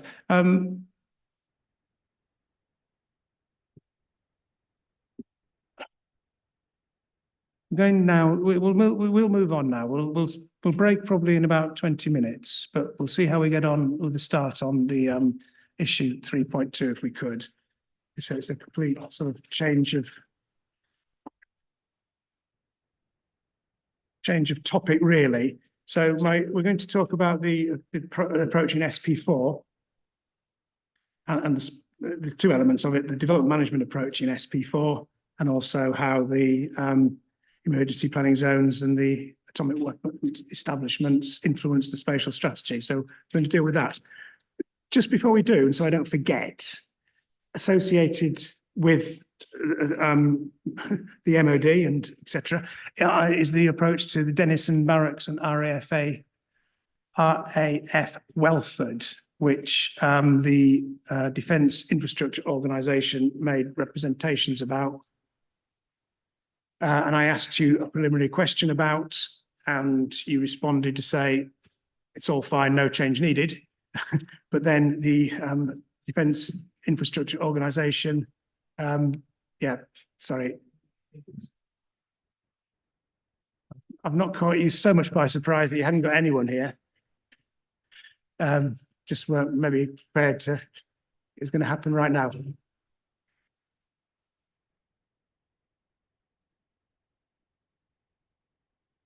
Sorry, did you catch what I... Sorry, I'm Carolyn Richardson. I'm the service manager for emergency planning at the council. Sorry, I'm struggling to hear. Could you move the microphone a bit closer? If you could. I'm Carolyn Richardson. I'm the service manager for emergency planning at the council. I just wanted to ask the council some questions about the policy approach in the plan to Denison Barracks and RAF Welford before we get on to the issues of the AWE and the emergency planning zones. Is there anyone here who can deal with that? Actually, I was just going to refer you, sorry, to our PQ response on question 47, which outlines that we didn't feel that policy is required within the plan, and that there are policies within the plan that can accommodate proposals that come forward. Understood. But you'll have read, well, I assume you'll have read the Defence Infrastructure Organisation's written statement, which points out that they disagree with that. And they give some fairly, well, let me summarise what they say. I understand that the council looked, in response to my PQ, you said, no, it's fine, we've got policies that deal with those issues. However, the DIO say, no, that would not be an effective approach, relying on SP1, SP2, DM1 and DM35, because all of those policies would allow development close to the operational sites in certain circumstances without any requirement to consider the potential impact on the operation of those establishments. So that's the first point. Furthermore, as those sites, the barracks and the RAF Welford, are in the countryside, and those policies are not directly relevant to defence-related development, which may be needed at them, it doesn't deal with that particular eventuality, whereas they point out DM33 specifically supports development that sustains the function of the atomic weapon establishment. So two policy issues that are missing in relation to those two military establishments. One, you're not requiring consideration of any development near them on their operations. And secondly, there's no positive policy for allowing development that may be needed to support the operations within those sites in the future. And they suggest a specific wording, which I think maybe we'll come back to this because you obviously haven't thought about it. Sorry, no, you obviously weren't expecting me to ask you questions about it. I've got one to find the actual thing, so apologies, we can come No, back that's to fine. that one, then I'll be able to find what it was we're saying. Yeah, let's deal with it either later today or another day, and hopefully I won't forget. Because it seemed to me, I mean, they'd come up with some specific wording, and if you could look at that specific wording, and I might even deal with it through a note. I mean, they're not here to contribute anyway. I don't suspect anyone else will have anything to say on it. So I think we may deal with this in writing. Okay, fine. In which case, I think what we might do, seeing as it is, I wish I'd got a clock in here. I'll keep it's 11 o'clock now. So let's break now for 20 minutes Sorry, you fought your way to the front after all that. Just, have a coffee break. We'll resume at 11:20 if we could on issue 3.2. Thank you.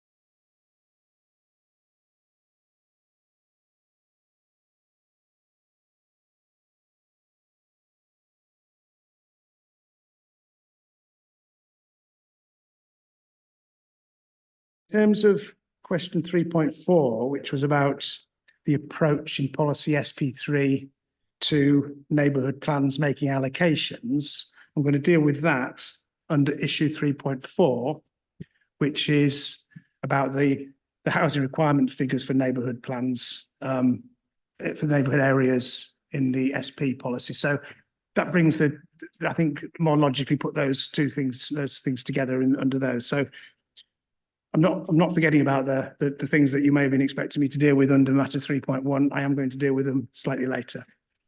I hope that's clear. Or it'll become clearer when we get to it. So, and just on the clarification with the question about the Denison Barracks and RAF Welford, I'll just deal with that in an action point. And we can just deal with it in a written exchange. And if necessary, we can involve BIO in that. So fine. So let's move on then, if we could, to issue 3.2, which is about the atomic weapon establishments Aldermaston and Burfield, and specifically policies SP4 and DM33 in the plan. So SP4 states that planning permission is likely to be refused for development in the detailed emergency planning zones, and sets out consultation and arrangements for different types of development, in the 5 kilometre. I find this slightly confusing. It's the 5 kilometre outer consultation zone and the 12 kilometre, presumably even further outer consultation zone. And those zones are defined on the policies map and indicated on maps in Appendix 3 of the plan. So my question 3.5 was about the development management approach in policy SP4 and I suppose DM 33. And then my question 3.6 was about how those establishments and those emergency planning zones have informed the choice of the spatial strategy and the allocations in the plan. So we'll deal with the two things separately. So if I ask the council a few questions, if I could, it's about the detailed wording really of SP4, and we'll come on to, as I say, how it informed the strategy secondly. So this is about how this will work in development management terms. So the first paragraph of policy SP4 states that in the emergency planning zone, development of the types described in the table is likely to be refused planning permission. That's reasonably clear. And then it says, especially when the ONR or the MOD advise against it. So that's basically saying you consult the relevant bodies and seek their advice, and then the presumption is you'll be refusing permission, and particularly if they raise concerns. So that's understood, I think, the approach and the table refers to any development that could lead to an increase in residential or non-residential populations, thus impacting on the off-site emergency plan. And the fourth para of SP4 says that in the emergency planning zone, consideration will be given as to how the development will impact on the off-site emergency plan. So there's a slightly different wording and approaches to these things. AWE Quad suggests that this could be made clearer, and they suggest a form of wording, and that basically permission will be refused for development in the emergency planning zone that would pose an unacceptable risk to the operation of the off-site emergency plan. So another form of wording again, which is slightly different to the different ones. So looking at SP4 as it's written now, is it intended to mean that permission will be refused for any increase in population in the emergency planning zone, even one person? Or does it mean that you'd see if there's an increase in population and then you'd assess whether there would be an impact on the emergency, off-site emergency plan? Is it the latter? Okay. So if it was the latter, so first of all, you'd decide whether it would lead to a population increase. Then you'd look relative to when the emergency plan was prepared. Yeah. And, or yes? Do you want to put the mic?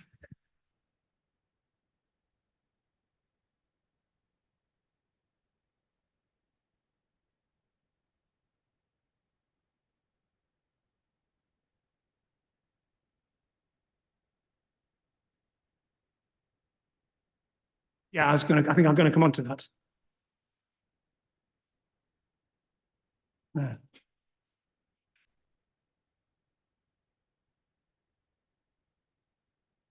Just what we need, one less microphone. Okay. Yes, understood. So the types of development, yes. So it depends on the type of development, and then if that would lead to an increase in population. An increase in people, which would then have an impact on the off-site emergency plan. Then whether it would impact on the off-site emergency plan. Yeah, correct. Okay, fine. Understood. So it's concluding that there would be an increase in population, you'd have to make an assessment of whether there would be an impact on the off-site emergency plan. The way that the AWE suggests that should be worded would be to say to pose an unacceptable risk to the operation of the off-site emergency plan. Is that clearer or significantly different to what you intend? I think it's more restrictive. So I feel that I think it's more restrictive in what the AWE are asking for and what we want the policy to achieve. Sorry, you think that the policy would be more restrictive on development if the phrase that the AWE were suggesting was introduced? Yes, because my understanding of what the AWE were wanting was that it would be refused straight up. What we're saying is we'll consider the impacts. But surely assessing whether there would be an unacceptable risk to the operation of the emergency plan would involve an assessment of the impacts, wouldn't it? Yes, sorry. Yes. I'm not sure how significant the difference in that wording is. Perhaps, yeah, maybe you could explain what you see as a difference. Yeah, so I don't think there's that much difference. I mean, effectively, it's the consequence of what you've just been talking through. Effectively, you see it as a population change subject to the criteria in the policy, and then you just see if there's an unacceptable or impact on the plan itself. It just follows, I think, so. Okay, fine. But I think there is slight ambiguity in the approach because there are three separate references to development in the emergency planning zone and the effect on the off-site emergency plan. So in the first paragraph and the fourth paragraph and in the table. I think the concept's relatively straightforward. I'm just not quite convinced it's quite as clear as it could be. I think the reason you suggested some modification was, did you also share? Yeah, I think the policy's broad, it's sound. It's just actually, as you say, sir, it just needs a bit of tightening up the wording to make it very clear throughout actually what would happen in a development management context. So you look at the population, consider if it has an unacceptable effect effectively, and then that's what happened to get refused planning permission. The first step, you look at the type of development. Well, no, so you look at the population change. Yeah. And that's in the context of that table, which talks about the different types of development, Yes. so whether it's population or whether it's, people that are working in different places, and then you consider whether it has the effect is unacceptable in the context. Okay. Yeah. Okay. I think I understand. I think you share the same approach, and the steps that you think should be taken are the same. So understood. Just there's a reference to residential population. What's meant by that? In that respect, it's commercial use, so it's not houses and dwellings, so it could be businesses or other types. And what I would actually say that this table is actually microphone near. Sorry, the table that I think you're referring to is actually the ONR's table from their national guidance about what to do around about nuclear sites. So you're saying the phrasing, an increase in residential population, I think that's clear. An increase in non-residential population is a wording that's taken from national. Okay. Correct. And so it may help if ONR explain this because it's their guidance. So yeah, but my question is, so an increase in non-resident population means more people working in the emergency planning zone during that any particular day or time period. Yes. Effectively, what our concerns are is any increase in people within the DEPZ. Living or working. Living, working, visiting, whatever. Yes. Yes, understood. Again, I think maybe it's just me looking at this, not being involved in making these decisions. You probably know what you mean. And ONR, do you want to just?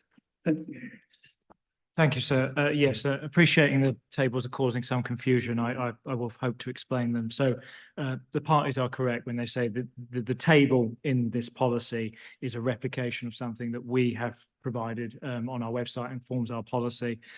We have two broad concerns with development in the vicinity of any nuclear site. One is, does it change the burden on the off-site emergency plan, making it inadequate? Or does the development itself have accident scenarios that could damage the nuclear site and thus precipitate some kind of issue? And that's what the term for that is external hazard. So we have created on what we hope is a scientific basis 3 consultation zones which have different consultation criteria. So we express criteria where we wish to be consulted by the council.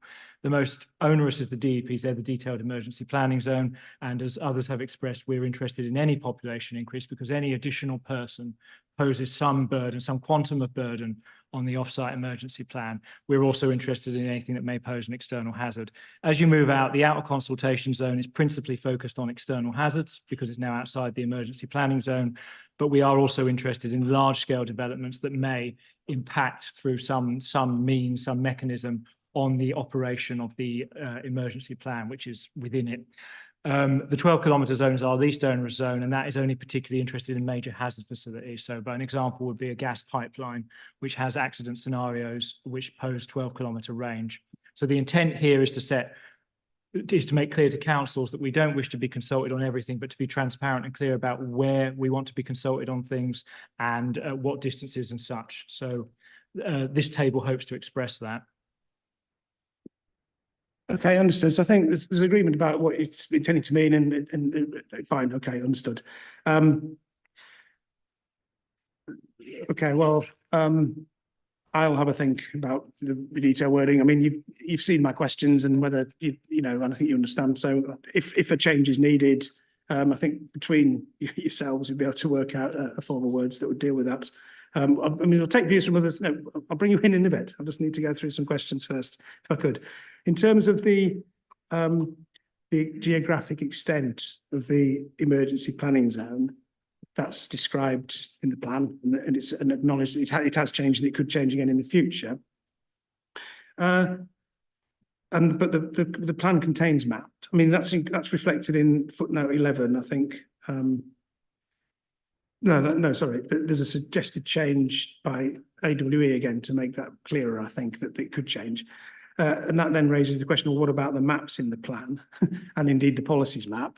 Do they need to be caveated in some way as to explain that they are the emergency zone at a particular point in time, but they could change? And therefore, the application of the policy is not dependent on the map in the plan. It's dependent on the statutory zone that's in place at the time. So that's fairly straightforward, could be explained from me. Yeah, okay.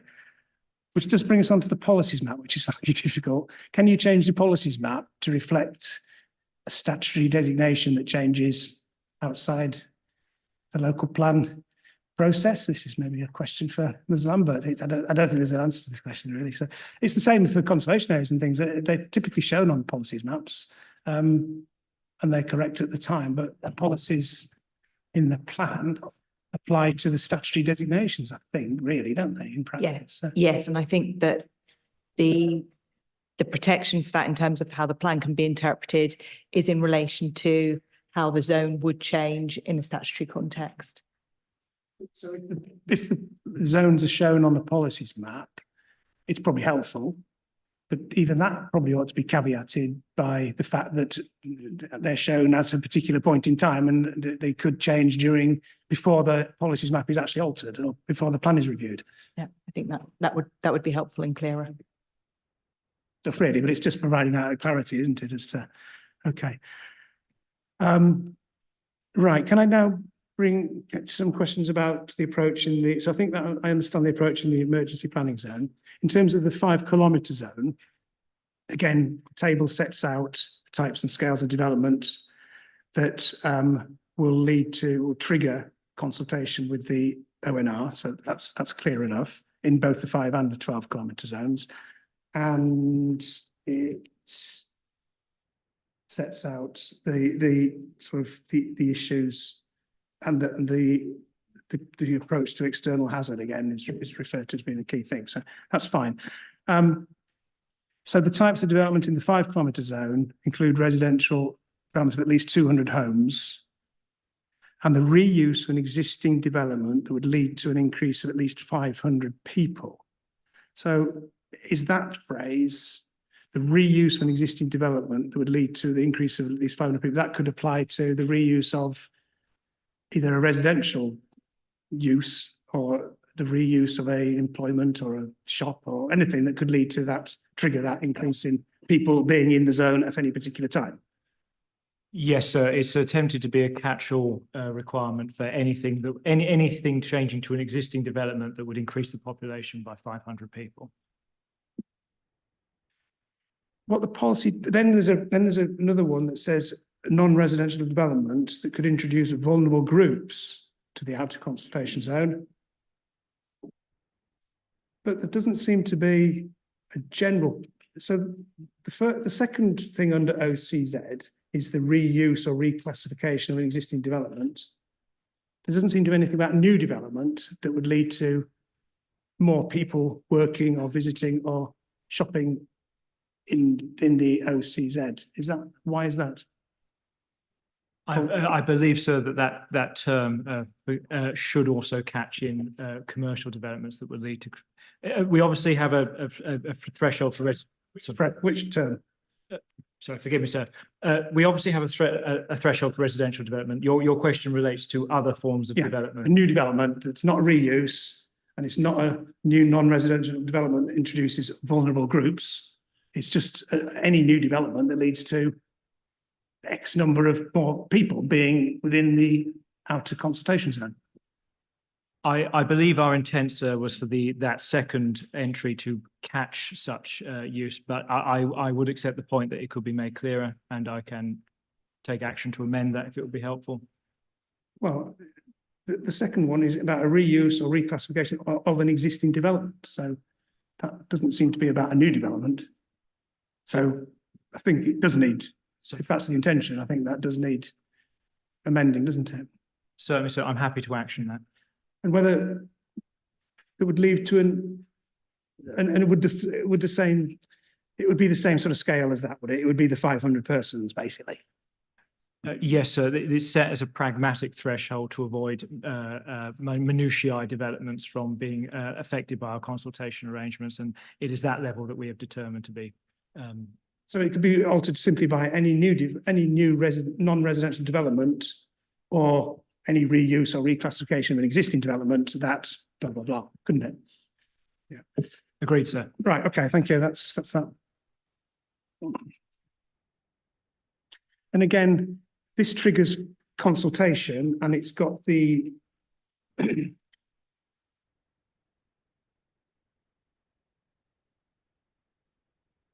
what's the actual policy though towards these thresholds being triggered? One of them refers to proposing an external hazard. It's sort of implicit that if you reach this level of 200 dwellings in the outer consultation zone or a development leads to more than 500 persons working there or visiting there or whatever, there's a consultation. But is there a policy is it implicit that because you're consulting, it's the same criteria, i.e. you would assess whether it will impact on the off-site emergency plan? Is that the intention? So if it was an external hazard, that requires a discussion with an external hazard specialist in ONR and consultation with the nuclear site's external hazard teams to understand. A nuclear site will have what's known as a safety case, and one has to make an assessment of the impact of the new external hazard on that safety case. So that effect is extremely heterogeneous among nuclear sites, and I think it would be difficult to give any kind of firm guidelines. We should not be interpreted that things here that trigger consultation are automatic rejections. So one of the things, if it was triggered, the consultation, you'd be looking at the external hazard as a threat. The other one, would the other one be impact on the off-site emergency plan? Yes, sir. So if it were not an external hazard, but it met the thresholds for the emergency planning considerations around population, our analysis would be of its impact on the off-site emergency plan, and particularly with reference to the central question of did it make the off-site emergency plan inadequate? And that would involve a dialogue with the council's local emergency planners to understand how it could be accommodated. And just to be clear, and that would apply to that could apply to development outside the emergency planning zone, but within the outer consultation zone, because the off-site emergency plan could be impacted by development a bit further away, but within the 5 kilometres. Is that right? Yes, sir, but the case for substantiating that would probably be much greater in the OCZ than DEPZ. And is that clear from this policy that the impact of development in the outer consultation zone above those thresholds, there would be an assessment on the off-site emergency plan?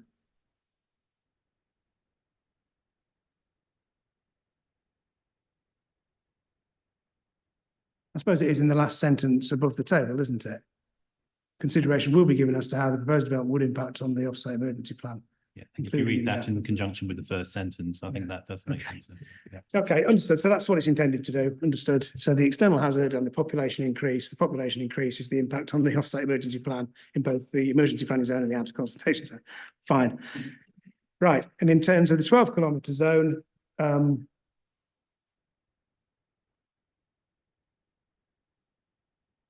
there's, again, it's a consultation, is it?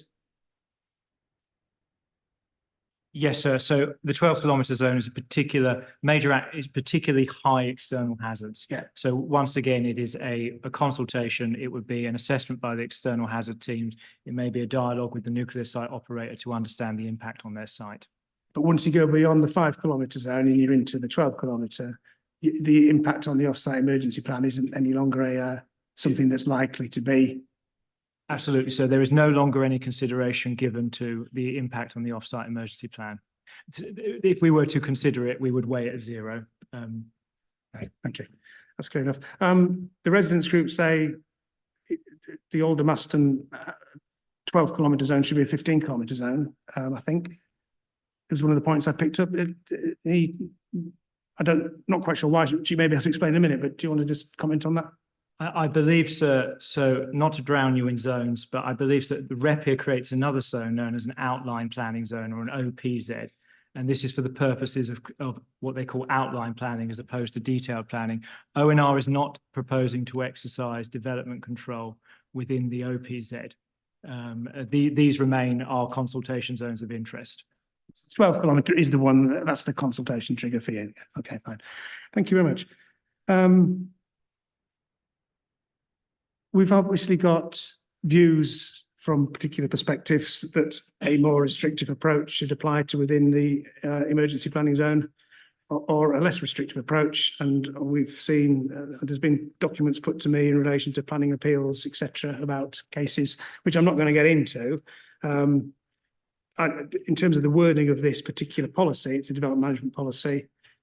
We've had it clearly explained from the council and from the other parties with a clear interest in this, and I understand the mechanics of it and the reason for it. So I think that's where I'll leave it for now. But I will take any other comments on this aspect of it before we look at how these constraints have been taken into account in the spatial strategy. Okay, I will bring you in. Sorry, the residents group. Do you want to comment on anything you've heard there about this approach to the development management? Are you content with having heard what the explanations are? Yes, please. A couple of things. Obviously, there was emphasis on individuals living and working within the zones. But I think we need to be very specific, and that is, we do have students coming into the zones. We do have some large schools in the area. There's also conversations in relation to us relocating Royal Berkshire Hospital to the outskirts of Southern Reading. There is a potential that hospital might fall into between the 5 or maybe the 0 and the 12 kilometre zone. So again, we have this emphasis of residential and non-residential. Do we need to consider, I would class people in a hospital as vulnerable patients. I'm not too sure if Royal Berks has a patients and staff exceeding 500, but we need to ensure that there is the appropriate wording to capture the potential for this possibility, which is on the horizon. Understood. So it needs to be absolutely clear that these numbers of people include people for whatever reason they're going to be located in that area at any time. It needs to be all encompassing. Yeah, I think that's the intention. Yeah, they're transitory. You know, you have people actually coming into the Reading, Berkshire area from potentially Hampshire to use Royal Berks facilities. You've got a great cancer facility there. So there is this temporary population that's constantly moving in and out of the zone if they do locate it in the zone. Well, my understanding of the way this policy is structured is it's meant to try and work out exactly that would happen for any type of development. Would it lead to these number of people being within the zone, whether it's to visit for the day or visit for a period of time or to live there? So I think so thank you for that. Charles Gate. Yes, obviously it's a very restrictive policy. What is the base figure? There's no base figure. They're talking about population increase. Where's the base figure? And how can they determine what's a population increase when we've got nothing out there? Although there is something within West Berkshire's documents, which is the Burfield PEZ population data, which hasn't been submitted. This lists the number of existing residential dwellings, caravans, commercial, schools, etc. This wasn't submitted with the council's documents. Bearing in mind, this is such a restrictive policy in terms of population increase. Yeah, I mean, I don't want to get bogged down in this because this policy applies. It's a development management policy. From my mind, it doesn't matter what the base figure. It doesn't make any difference to my consideration of whether this is a sound approach, whether the population now is, 10,000, 11,000 or 50,000. It's what this policy is premised on, that the council and the other authorities involved will know whether the development would lead to an increase in population or not. And that's it.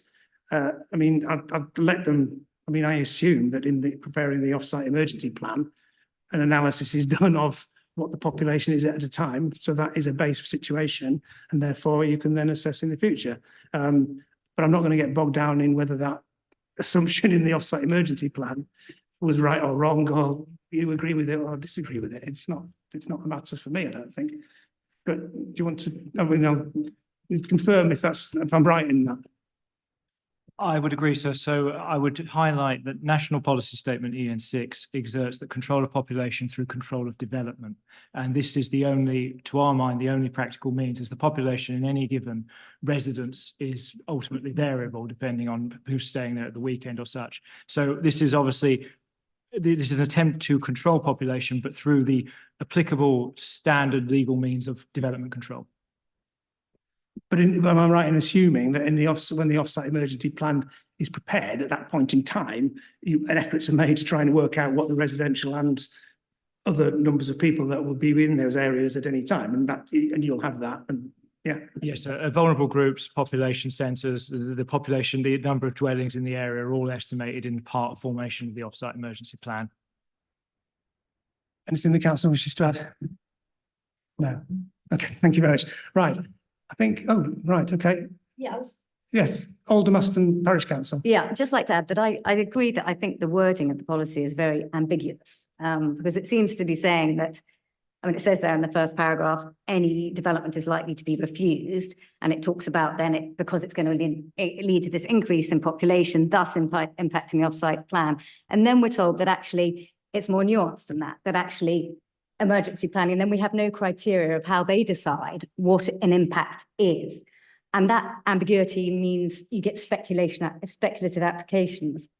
So is it based on location, because it's a big area? So we know from the LLC that there is now a UPA, an Urgent Protective Actions Area, which is immediately next to the wire. And in that zone, apparently, we were told that you're most likely, in the event of a radiation incident, to be required to shelter. And therefore, you need to have shelter that is appropriate. So, for example, a caravan, you would be vulnerable because that doesn't provide adequate shelter. All those things have an implication. So there's more information that could be given to make it clearer, because we are in Aldermaston is completely surrounds the AWE Aldermaston site, and we get endless attempts to, and then you get a related problem that there seems to be ways to get round it. Again, this isn't qualified here, but it seems to be that you could have an increase in population, but that some sort of emergency plan submitted with your application would somehow mitigate. And that seems extraordinary. And in fact, when we've questioned AWE about that, they've said, actually, someone said a site-specific emergency plan, so it isn't worth the paper it's written. So there is a lot of ambiguity here, and I feel that tightening it up would really help developers, landowners, etc., to know what will or will not be allowed.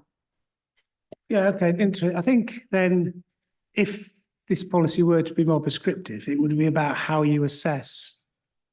I think what you're saying is it was how the first trigger is the type of development, and then it's whether there's a population increase. So that can be relatively easy. So if there's new homes, you can relatively easily work out that's going to lead to more people living. What you're saying is that how you then assess how that number of people would impact on the adopted or the in place off-site emergency plan. To provide clarity, well, I'll let there may be that is set out in another place. I think that because this is a development plan, it sets a broad approach to development and setting development management policies, but it also assumes that other regulatory and other mechanisms are in place and are working, and that's how the planning system has to operate. It can't do everything. So, but that in mind, you still think there is a role here for a bit more clarity in terms of.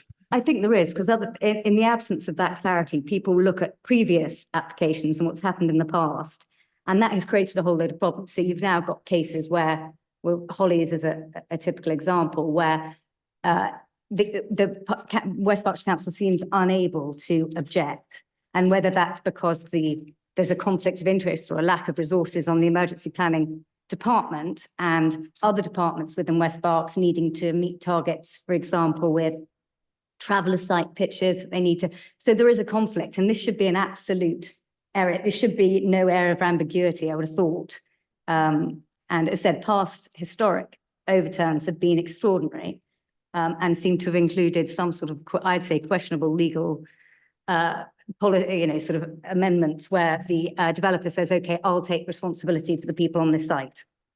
And we haven't had clarity from the emergency planners as to what that exactly means. Are they absolving their responsibility because there will be an increase in population and they cannot accommodate it? So is there some way of circumventing this by the developer saying, well, don't worry, I'll evacuate my people? I don't know. Okay, no, thank you. You've explained the point, and I fully understand the point. I'm not quite sure in my own mind what the answer is, but I'll get some more views and then I'll ask the council and AWE to comment. Residents group. Yes, my understanding is that, again, I know we're just talking about sort of plan policy, but there is ambiguity in regard to numbers. So my understanding that the populations related within the zones, they're based on a 2.4 a ratio per residential unit. That's based on a West Berkshire wide average. And, we do have some large areas within the zones, and the average could actually be higher than 2.4.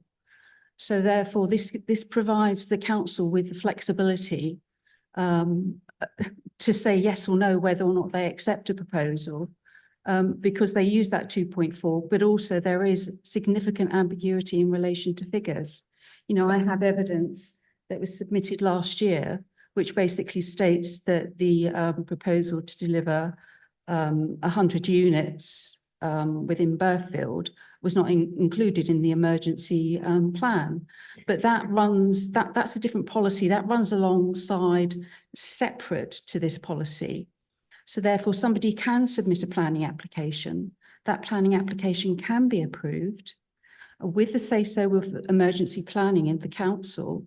That will go ahead unless the ONR or the MOD oppose it. But then we get into the big step of going into judicial review mode. Okay, I'm going to start with that, not because I mean, it's all interesting, but my role is quite limited to what the words in this plan say. It isn't about the other regimes and it isn't about how the council has in the past or will in the future apply this policy. What I am interested is in, yes, the perspectives that you have about how clear it is and therefore how effectively it can be applied. So thank you for that. Charles Gate Holmes.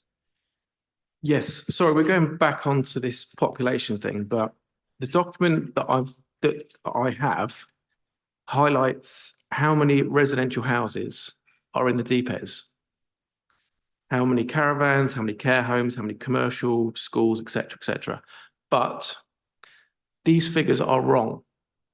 So if the off-site emergency plan has been based on 7,700 residential houses, when there's an oversubscription of 3,000, the off-site emergency plan wouldn't fail for another 3,000 houses. So what has the off-site emergency plan, what's it working to? I'm assuming it's this document that I've now got. Well, I'm not examining the off-site emergency plan. I have to assume that it's in place and it meets the regulatory and statutory requirements.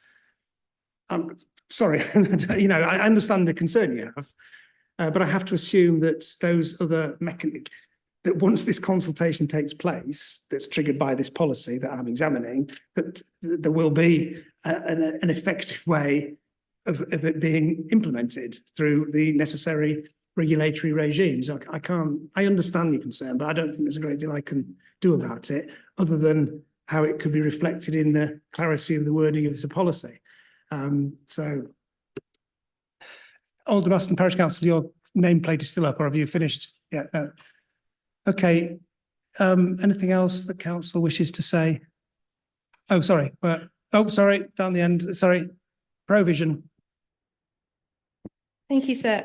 The response that you did have about, you know, so the application of the policy, that the test is whether the development will have an impact on the off-site emergency plan. That response is different to why the Hollies, which is currently an allocated site in the Housing Site Allocations DPD, has not been carried forward into this new local plan. You've been told the site is not deliverable because it lies within the DPZ. When the Reg 18 plan was prepared, the site was still carried forward as an allocation. And even as late as the 2022 annual monitoring report, the site was still regarded as a deliverable site within the council's 5-year housing land supply. Reg 19 plan comes out, the site is no longer there. So you ask why? Why is that the case? So we asked the emergency planning officer, why is that the case? And what we were told is that a line in the sand had to be drawn somewhere. I chose to draw the line so as to include the sites that were already with planning permission at that point and exclude any site that did not have planning permission at that point. So disregard the allocation. That's a different response to whether the development on that site, which seeks to deliver the balance of an allocation. So the allocations for 60 dwellings, 28 have been built and occupied. The road exists to serve the other 32.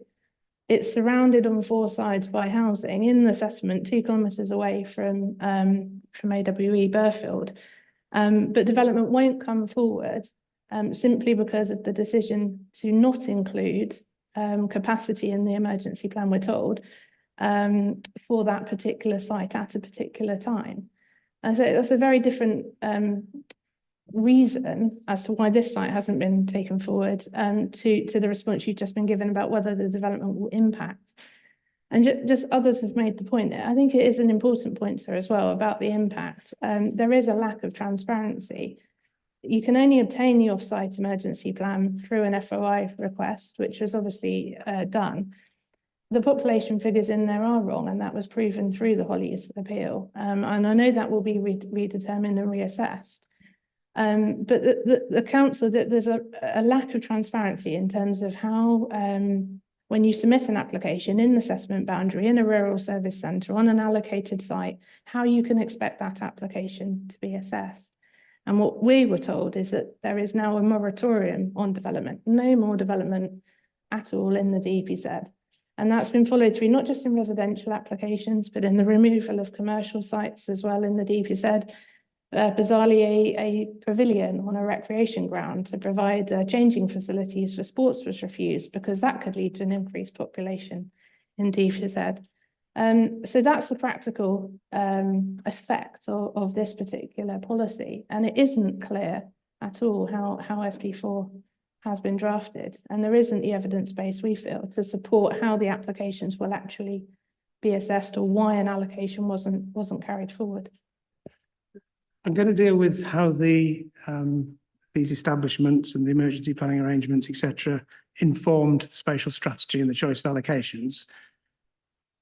Secondly, so we'll come on to that. In terms of development management, the basic principle is there is a presumption against planning permission being granted. You describe it as a moratorium, but if there's an objection and it leads to triggers these scales of development, that's the approach you say isn't clear or is clear, but you don't like it. It's not clear. So we've been told by the development management officers that are implementing, making the decisions that are using and giving weight to draft policy SP4 in their decisions, that this policy means there's a moratorium on development. That's their understanding in practical terms. When I read the policy, that's not what I read. What I read is it's on a case-by-case basis. So to be clearer, should it just say there's a moratorium on all permission should be refused? I don't agree that's the case, because I think it should be on a case-by-case basis. And that's what this sets out, doesn't it? It doesn't provide the clarity I feel in the way in which the wording of the policy is drafted. I think there is ambiguity in the wording, which allows you to interpret that there is a moratorium on development. Okay. Well, if I were to conclude that the intention of this policy is correct and the way that it works is that it sets out the types of development, there is an assessment then whether that would lead to a population increase. And if so, the issue is two things. Well, it's the external hazard thing. So that's one element of it. The second element is whether that increase in population that would be caused by the development, irrespective of the baseline, but it's led to an increase, would impact on, or some of the wording, the off-site emergency plan. That's the essence of the policy, as far as I understand it. I think the way to clarify it would be to add within the relevant sector of the DPZ. So the way in which the policy it refers to the impact on the off-site emergency plan, that covers the entire DPZ, some 24,300, probably and counting people. But when if an incident occurred, it would depend whether you need to evacuate a particular area and implement the off-site emergency plan will depend on the wind condition. Yeah, okay. I've read the appeal decision in the High Court. No, but that's fact, sir. And if you've got a wording of a policy that refers to the impact on the emergency plan, should it not be the relevant sector within which that new population will be that should be assessed? If it would increase that above the rest of the entire DPZ, of course. Do we agree that the impact on the off-site emergency plan is the essence of what should be assessed? I think there is agreement on that. There's external hazard and the impact on the off-site emergency plan. So they're the things that should be assessed. The argument then is about how specific the policy should be about how you'd carry out assessment. And I can see that it would be, well, the first question for me is the plan is submitted as it is. So it's got a level of specificity and it doesn't seek to go into that. So the first question is it sound as it is? Not whether there's another way you could do it, which would be better or different. So that's the first question. And if I decided it did need to be more specific, I suspect it would be quite a difficult job to set out things like within just putting in phrases that would suit, certain perspective, i.e. within a sector or whatever, a geographical area, or start referring to wind direction or anything else. I think I'm not an expert in this by any means. I suspect it would be quite difficult to get a useful, comprehensive set of criteria that you'd make these judgments against. I'd agree entirely with that. So I think the key issue is effectively, does the offsite emergency plan work? That's a judgment which the statutory consultees need to advise the planning authority on. That's the ONR, that's the emergency planning team. And it's not just about certain zones. Again, you've not had any evidence of that. And it's very much a judgment of the experts. So policy does that. I mean, it's very clear, again, it's very clear on the basis of the policy that it is a presumption against. And again, it should be clear to anybody looking at that actually these are the things that need to happen. But if the ONR, again, they could have pre-application discussions with the emergency plan team and to actually understand that before applications go in as well. I think I'm getting as far as I can with this. Yeah, ONR, do you want to? No, so it was only to suggest that there is often much discussion of likelihood, certain very specific scenarios where a given development would be fine, but the legal obligation on the council is to produce an adequate offsite emergency plan for the entire statutory set DEPZ, and that has to cover a full range of all possible scenarios and such, and it must be functional for all those scenarios. So I think when it comes to the assessment of the impact, it cannot be limited by presumption of favourable circumstances and such, and I think we have to make a more complete assessment. And in terms of the role of the plan in the planning system, it has to assume that those other, processes are in place and will be effective. I mean, that just has to be a given, doesn't it, in terms of this being as an effective policy. So, okay, right, thank you. Anything the council wishes to say? No, okay. Well, thank you. That was helpful discussion. I think I understand it. But we do now come on to the thing that Provision have also raised, and it's about the justification for, it's about how these establishments and the emergency planning arrangements have influenced the spatial strategy. But it seems to me that basically it adopts a similar approach to that for considering future planning applications, i.e. the presumption was we don't want to make any new allocations within the DEPZ or presumably large-scale stuff in the outer consultation zone that could potentially impact on the arrangements that are in place and the offsite emergency plans. So that was the starting point. Obviously, in theory, the OSEP could be updated. So if the plan did propose development in those areas, and obviously certain interests wouldn't want that, but if it did, there would be mechanisms in place to revise the offsite emergency plan. But I would say yes is the answer. However, whether it's a tipping point, whether it's a line in the sand comment or whatever, there is a resource capability and significant limitations that will come with it. The more people you put into it, the more challenges that it becomes, and therefore the more likelihood that the risk to the safety of the public, the property, the environment will arise. And certainly in recent exercise that we did, and the feedback from the regulators is they have got serious concerns about it, which we're working through at the moment. But some of them, I really do not know if we were going to be able to achieve that all of it will be completely resolved for them.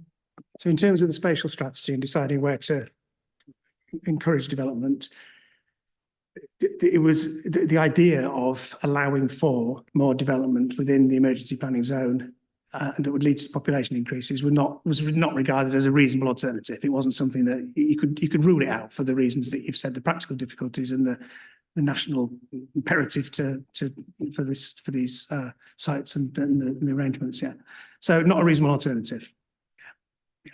Okay, but and then it's where this line in the sand has been drawn. So there are 2 allocations in the plan that for a number of RSA 20, 100 dwellings at Burfield and the traveller pitches at Aldermaston.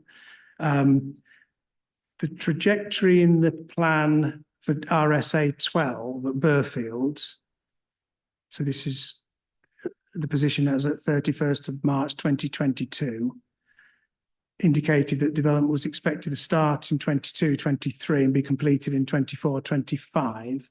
However, the trajectory in the updated housing land supply published in February this year indicates development starting in 2024-25, so it's slipped a couple of years and being completed in 25-26. it also states that the site is under construction and it's Cruddas Homes that are the developers, so they're represented here. So I suppose the question is there a permission? Has it been implemented? Is it likely to be completed?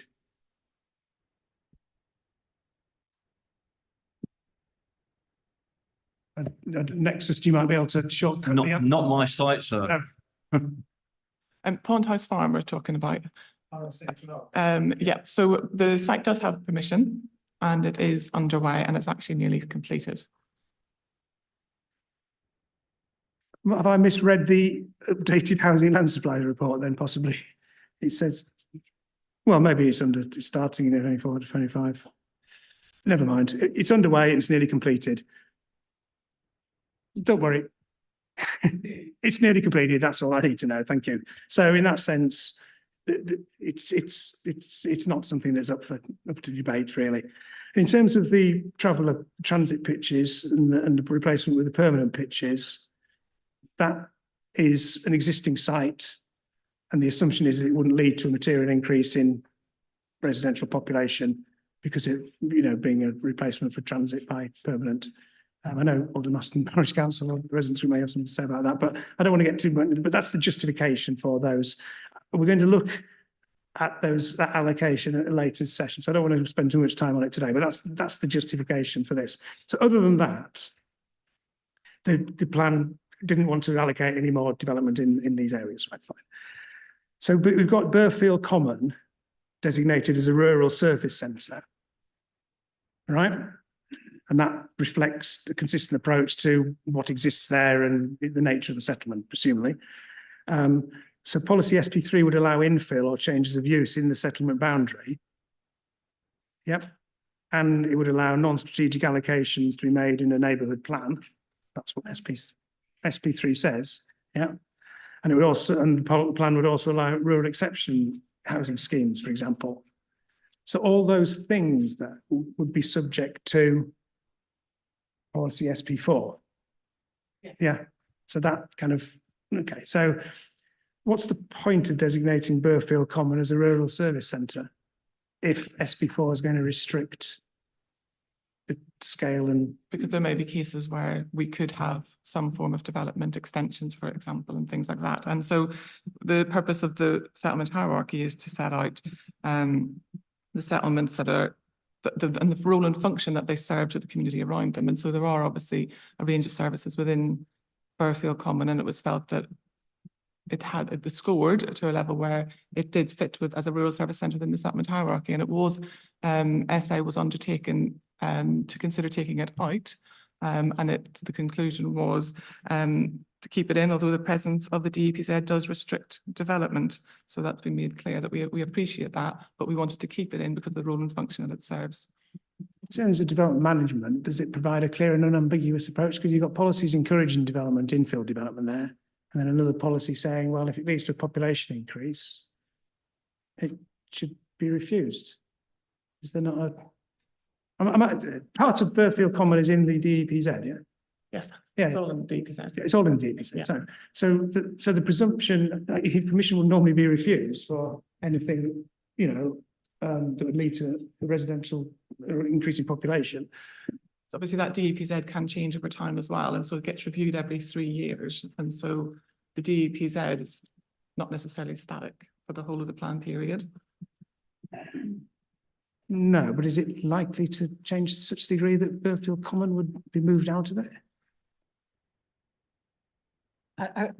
I'll maybe hand over to ONR as well here, but the DPZ can change depending because it's based on a hazard analysis basically that AWE do, and depending on what's happening on site, etc., etc. I don't think it will change significantly. That would be my gut feeling, but it can change.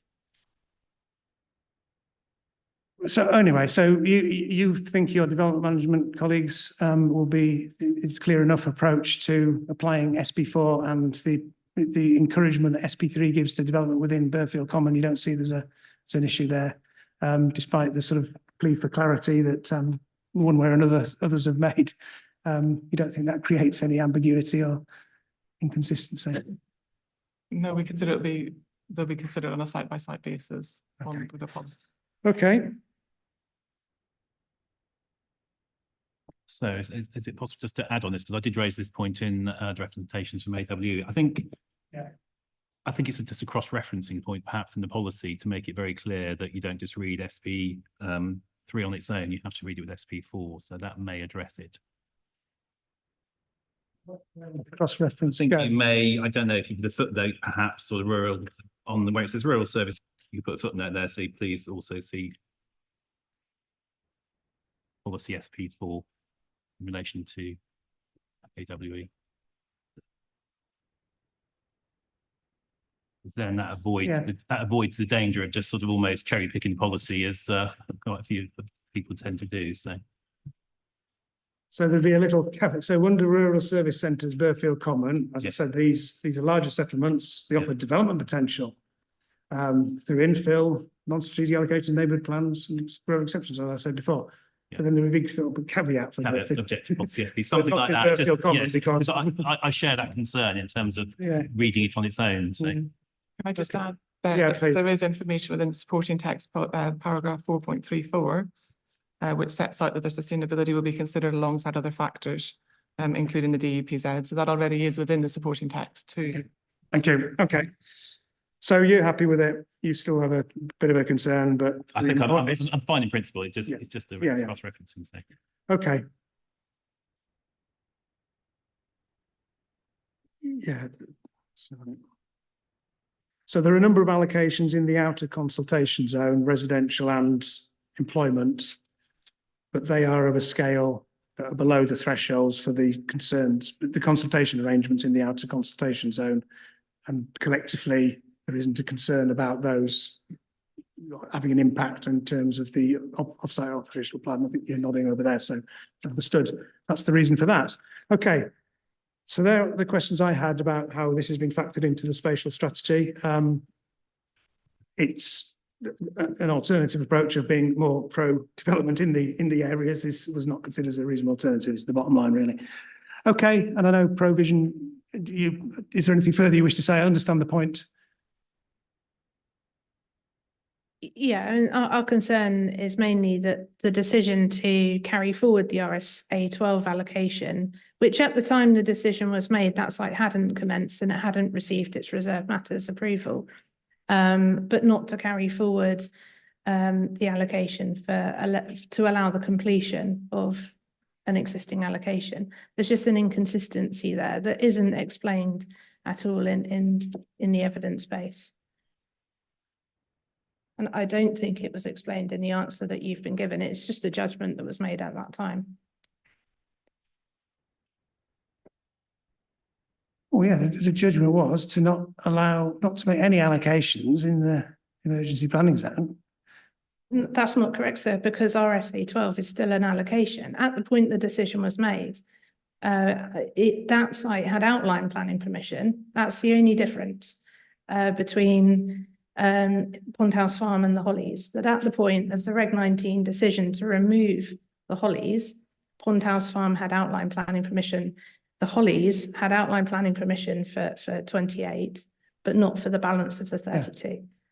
So the decision was to allow 100 homes, but not the remaining 32. Where that's the issue. And my colleague James also has the point about the Hope and Clay Easter Park, which was also an allocation. We're sort of focused just on housing at the moment. James. Is another emission site you wanted to talk about? Thanks, Sarah. Just very briefly, in terms of the implications, the residual concern for us in terms of the commercial side that we're interested in is, from the discussion now, is getting that clarity about what happens, because this is affecting businesses in the DEPZ, many businesses. So I agree with what's being said before. We need modification to the policy to ensure a very clear framework to work within, because this policy is having major implications for business interests as well as residential interests. Okay, thank you. Residents group. Yes, I just really wanted to clarify. It is very ambiguous and it's actually causing great concerns. And I really understand and empathise with the Hollies. You know, they were led to believe that they could develop that site, but because of the ambiguity as a result of West Berkshire Council not taking correct action, we're stuck in this situation. In relation to RSA 12, I will actually confirm that the site is not complete. There's only about 8 houses that have been built. Okay, this site will not be complete until Thames Water actually rectify the sewerage infrastructure issues in the area. I'm going to start with the permission's been implemented, so it's not, I can't really see that there's anything I can do about that. So. But there was outline permission, and the way that West Berkshire Council actually engineered bringing forward the emergency plan, they made sure that the outline permission was placed first of all. There was an opportunity when detailed matters planning application came forward in 2022, when the Hollies was rejected for the emergency planning officer to actually submit an opposition to the planning application, but they chose to ignore it. Sorry, I'm going to stop you again. I know you've got concerns about the way the council works and things that, but I'm sorry, there's nothing I can do about that. So we spent quite a long time on this. I need to move on. I've got a lot of other things to deal with today. I think I've got to the bottom of it all. If any final comment, no. Oldham Aston Parish Council. Yeah, just a quick note. I know you say we'll discuss RSA 24 at a later date in more detail, but I'm interested just to respond to what Carolyn said about that site, that it's basically, I mean, it looks completely contradicts and incompatible with SP4, given that you're putting vulnerable people, given they're in caravans in such close proximity. And she says that that's justified because it was an existing site. But there is no evidence supplied by West Berkshire to show that there won't be a material increase. And I say that because the transit site exists because of a planning approval in 2003 that allowed for 8 pitches, 1 caravan per pitch. That was a condition to prevent overdevelopment of the site. They've now approved a planning application for that site in 2022, which allows for 8 permanent pitches with 2 caravans per pitch, of which 1 can be static. So there's a 100% increase in caravan accommodation, and there is no occupancy rates or something to justify that new development could not realistically house more people than what was previously on site. So it is, in my mind, without further evidence, a complete contradiction. It's hard to reconcile both those policies in the local plan without modification. Okay, no, thank you, understood. But I think you are attending for the session on, so we'll have, I think you're the only representative attending, so you'll have plenty of time to discuss this when we talk about that particular policy, that site. And I understand the point and the different interests. Okay. Is there anything further that anybody wishes to say on, I mean, we've not mentioned, well, I'd mentioned DM33, but I don't think there's anything further in that, is there, that I need to check? I didn't make any note of it.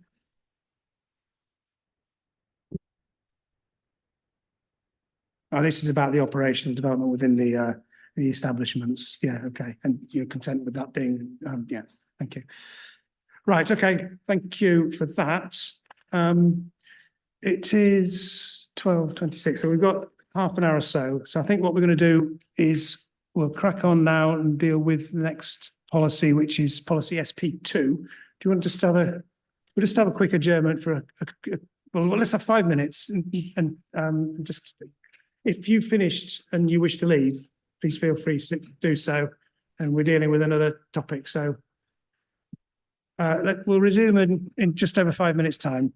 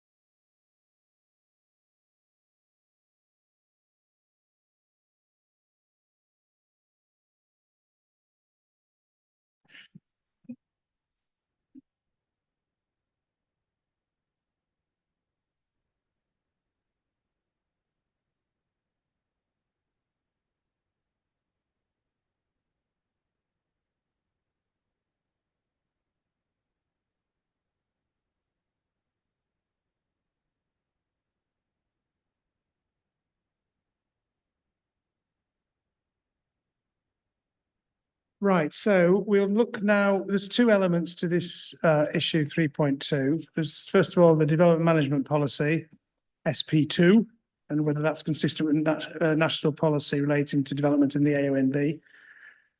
And then there's the issue of the sort of strategic justification. Again, we've already touched on this for making allocations in the AONB, residential and employment, which I'm going to deal with some general questions about those. But we are going to come back and look at each of those allocations later. So I'm not going to go into the detail of them. It's the kind of strategic approach to making allocations in the AONB. So we'll deal with SP2. Which basically says that standing planning permission will be for major development in the North Wessex Downs AONB. Oh, sorry, let me just deal with this before we get onto this. Two preliminary matters. They were called AONB, and I think they probably still are in the legislation, and they still are in the national planning policy framework. But the collective association has rebranded them as National Landscapes. And I think you're suggesting that you'd amend the plan to reflect that. We would do, yes. So that doesn't have any material impact on the plan. It's just a factual update. In terms of the levelling up and Regeneration Act, is it? Yeah. That does change the statutory purpose, I think, doesn't it? Which is for the AONB, it's to conserve and enhance natural beauty, whereas previously it was a duty to have regard to that purpose. So there's a slight change in terminology. National planning policy in the NPPF, which was published after that act, it remains unchanged.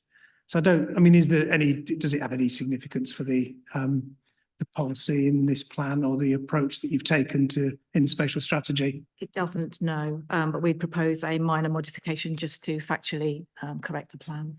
Okay, so we've got that minor change.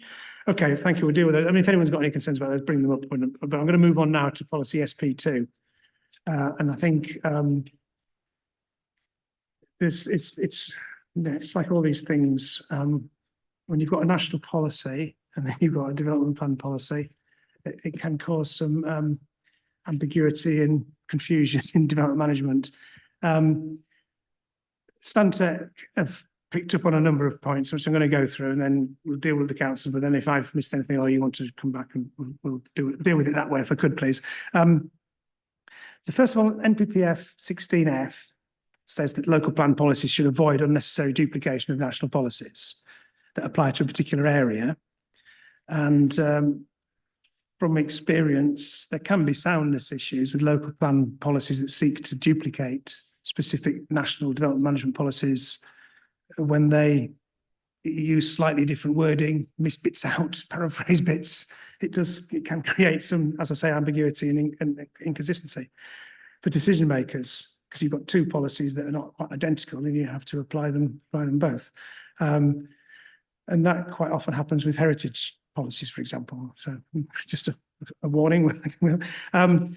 So looking at SP2 and NPPF paragraphs 176 and 177 in the previous version of the NPPF, there's a number of points that have been made, which first of all, relating to the setting of the AONB.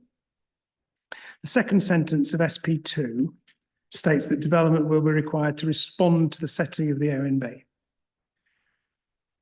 And it's not totally clear whether the third and fourth sentences of that paragraph apply to development in the setting. So that's the first thing. I don't know what the intention is.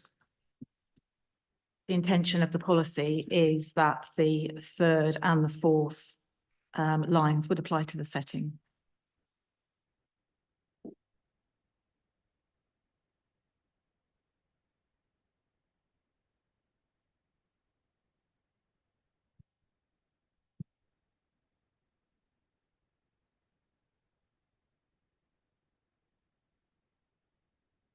Okay, so that's the intention, that the third and fourth sentences apply to the setting.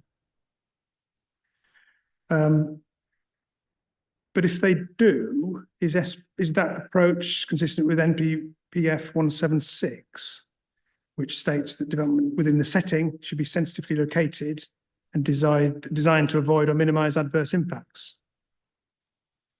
Because it's not the same terminology, is it? We would say that development in the set, we would consider development in the setting, and we would look at whether it conserved or enhanced the strong sense of remoteness, tranquility in dark night skies, for instance, in accordance with the third sentence. And then we would say the conservation and enhancement to the natural beauty of the landscape would be the primary consideration. So it's factoring those issues into consideration of development in the setting. Okay, then the intention is that this is meant to be the same as national policy. Yes. But the wording's different. It's consistent. Consistent the same. And national policy.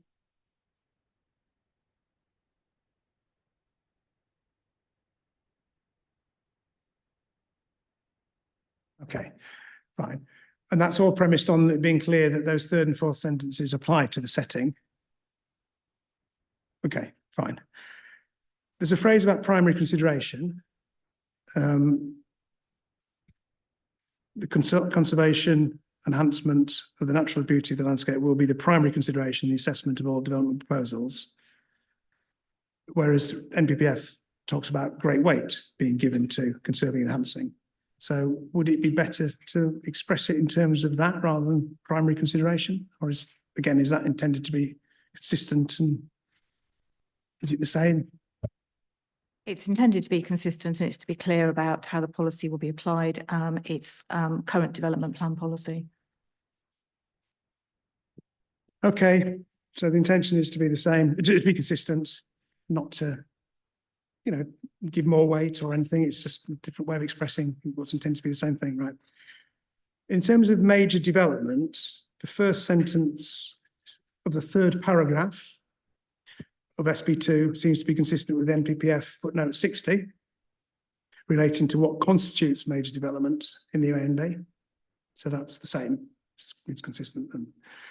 But the second sentence introduces an assessment of cumulative impact. Yeah, impact of cumulative development. So is that something that is consistent with the NPPF? The council believes it is. It's something that is consistent with the other policies in the plan.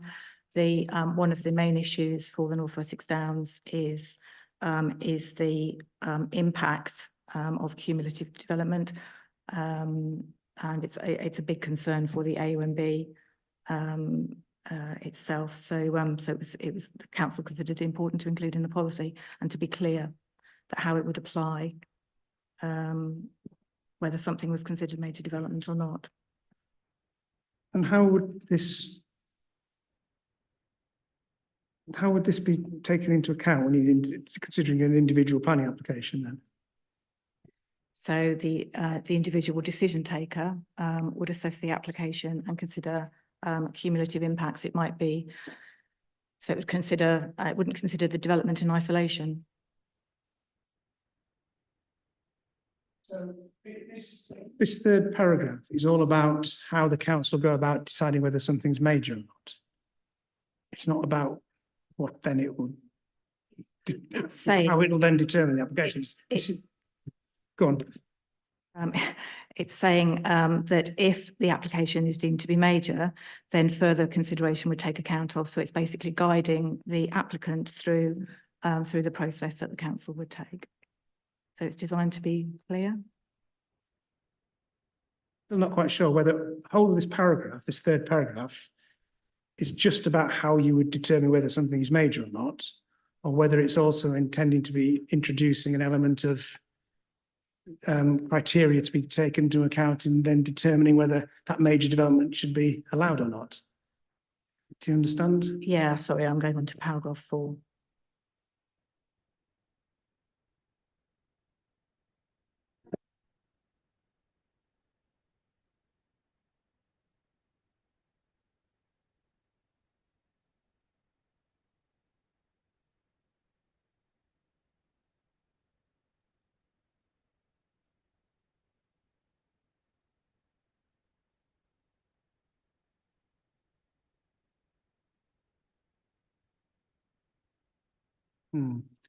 But this, yes, okay. So in that sense, it's in determining whether it's major, you take account of that. But this also applies to the cumulative element. So you've got an extra dimension to this. Is that? In my submission, that would fall under, that would be encompassed in the major development. Yeah, that would be part of nature scale, is looking as well at cumulative effect. And whether it can have a significant impact. Okay. Yeah, I mean, the NPPF is deliberately not specifying a scale when it talks about major. It's different from major developments in other respects in the NPPF. So it is introducing these things, but the difference, the fundamental difference then here is that it's explicitly bringing in a cumulative assessment. And you would do that by what, looking at what has recently been approved or built, and when you then consider another thing that may on its own not be major, that because there's already been something that's been approved or built, the additional thing would then begin to have more impact and it would make it major. Yes, it's whether it would have, so for instance, like an urbanising effect. Sometimes developments on their own can be treated, you know, they might be acceptable in isolation, but actually when you consider what's there already, just adding something small on might have a significant impact on an area. And this was all written based on experience of having to deal with proposals in the AONB. It is. So it's addressing a particular issue that you found, and this is a form of words that you think will help. It is. Yeah, rather than just a sort of abstract sort of approach that you think would sound like a good idea. Okay, understood. Right. Okay. But then we get into paragraph, the reason justification, which brings in some more criteria for assessing whether a development is major or not. And this is a whole, again, it starts bringing in size thresholds, which NPPF deliberately doesn't do, and then a number of other factors. I suppose the whole question is, why is that, why is that needed?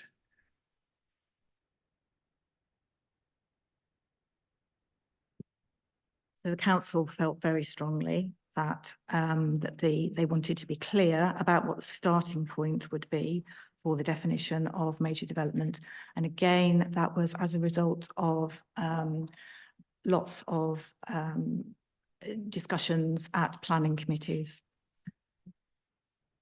But it is very clear that it is a starting point and a starting point only. So again, this is addressing a very particular issue in West Berkshire, given the developments that are coming forward and the way that they've had to be. Okay. It is. Understood. Yeah, I mean, there's nothing wrong necessarily with, you know, building on national policy if it remains consistent and it's providing further clarity. It's just understanding what's intended here. And then finally, on the way this works is about when we've determined whether something's major or not, we then move on to the fourth paragraph of SP2, which is about what then you'll determine if an application is deemed to be major, then the consideration will take account of these things. So that brings into these criteria, which I think mirrors NPPF 177 in there. So that's fine. That's those words. But then again, paragraph 4.28, I suppose, builds on that, you would say, by providing more detail that remain consistent with the bullet points in the last paragraph, the fourth paragraph of the policy and NPPF. It does, yes. Okay. So it's further detail that is consistent. Okay, thank you for explaining that and understand. Let's go to Stantec and see, are you convinced by all that? And I don't think it is clear, given that we've just had discussion. I feel like decision makers would also have difficulty interpreting the policy. Just going through the points that you raised, concerns as we've mentioned in our representation, so I won't duplicate them now. But the wording in the NPPF is referencing the singular development of concerns as to how a threshold of assessing cumulative impacts would be, besides when you're obviously considering it as part of the EIA development. So initial concerns on that point with the soundness of including the in combination effects or cumulative effects. And the second point, and the justification for the approach to what is major development, I think using, even if it has a starting point, the definition in the DPMO is prescriptive and would lead to an approach that is deliberately not as flexible as the NPPF sets out as the approach is. The current definition enables the decision maker to base their judgment on to have planning judgment on this nature scale and setting of applications. There's reference in the council's response to question 3.7 that the North Wessex Downs Council of Partners 1.48 its paragraph. The approach taken to consideration of major development, there was clear endorsement from North Wessex Downs.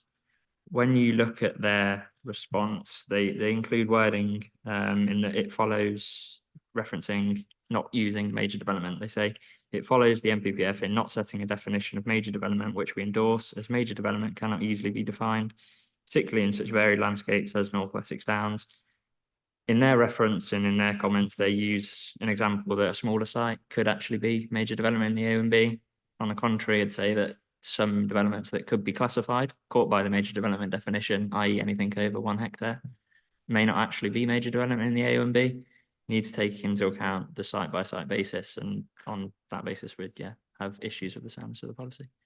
So by referring to the major development 10, it works both ways. It implies that something bigger than that may not be acceptable, but also actually it rules out something that could be major that is smaller than that. Correct. Yeah. Okay, understood. I think, I've read your comments and we've explored it. I think we don't get any further, but I'll have to have a think about that. And right, Bucklebury Parish Council, specifically about the development management policy now, and then we'll come on to the strategic approach of making allocations in and within the setting of. Yeah, that's fine, sir. I think it is, though, in terms of how effective this policy is, I don't think we can accept that it's effective in terms of how it deals with development in the setting of. So you've only got that one reference to it within the first part of the paragraph, the first part of SP2. And then the second paragraph relates to development in, and then the rest of it is major development. So you've only got that single reference to it. I would draw your attention, sir, to what the planning practice guidance says around how development within the setting of National Parks Broads and AONBs be dealt with. And that says this, it says land within the setting of these areas often makes an important contribution to maintaining their natural beauty, and where poorly located or designed development, that can do significant harm.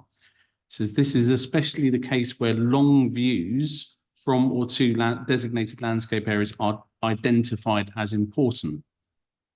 So that's one aspect. Or where the landscape character of land within and adjoining the designated area is complementary. So I think that the issue that we have is that you've got the reference to setting in the second sentence, and then it talks about remoteness, tranquility, dark night skies, open downland being preserved, conservation enhancement, natural beauty of the landscape will be a primary consideration in the assessment of all development proposals. There's not a reference there within that wording to views or landscape character. You have some element within the supporting text that references that. And then the final part of the planning practice guidance just says development within the settings of these areas will therefore need sensitive handling that takes these potential impacts into account. So our view is that you don't have anything in front of you within policy SP2 that would enable a decision maker to make out a decision based on something within the setting. And I think that needs much stronger wording in order to be effective. And what we would like to see is at the end of this whole paragraph, then you go on to talk about in the setting of the AONB, what would be considered, because the council is going to be faced with a huge amount of applications that will be in the setting of the AONB by virtue of this plan, because 77% of the whole council is in the AONB, therefore a huge amount of it would be in the setting of it. So I think that's very important that you have an effective policy for the decision maker. Yeah, and in terms of your interpretation of this first paragraph, second sentence, as we've said, refers to setting. The wording of the third and fourth sentences, I mean, the council have said they're intended to apply to development in the setting, but the way they're expressed, it implies it's about the development in. When it talks about the landscape and the features, it's sort of implying to me, I think I do share your concern. It's not, if it isn't intended to be about the setting, it's not clear. And then your other point is that there are some, I mean, there's two particular things about landscape character and views that are more relevant to setting than they are to the development within the AONB. Certainly views is a key thing, isn't it? Because it's about the visual relationship between the development and the AONB itself. So understood, yeah. Thatcham Town Council. Thank you, sir. So I share the concerns of Bucklebury Parish Council. Two additional points. I think that first sentence, or that sentence in the first paragraph that you refer to, it is very unclear whether it refers to the development in the setting or the impact of development in the AONB on the setting. Secondly, just to draw your attention that the definition of major development in the appendix has a caveat, says it says the definition defined by government in the NPPF as follows, and it quotes it. Then it says, other than for the specific purposes of paragraphs 176 and 177 in the framework. I don't understand the significance of that, whether that is a quote from the NPPF or whether it is a derogation for the purposes of this plan. Thank you. I think that just reflects the NPPF, because the NPPF defines major development for most of the NPPF, which is about 10 dwellings. I think that what's making clear is that that doesn't apply to the way the word major development applies. It is meant to mean in paragraphs 176 and 177 in the national landscapes. Okay, right.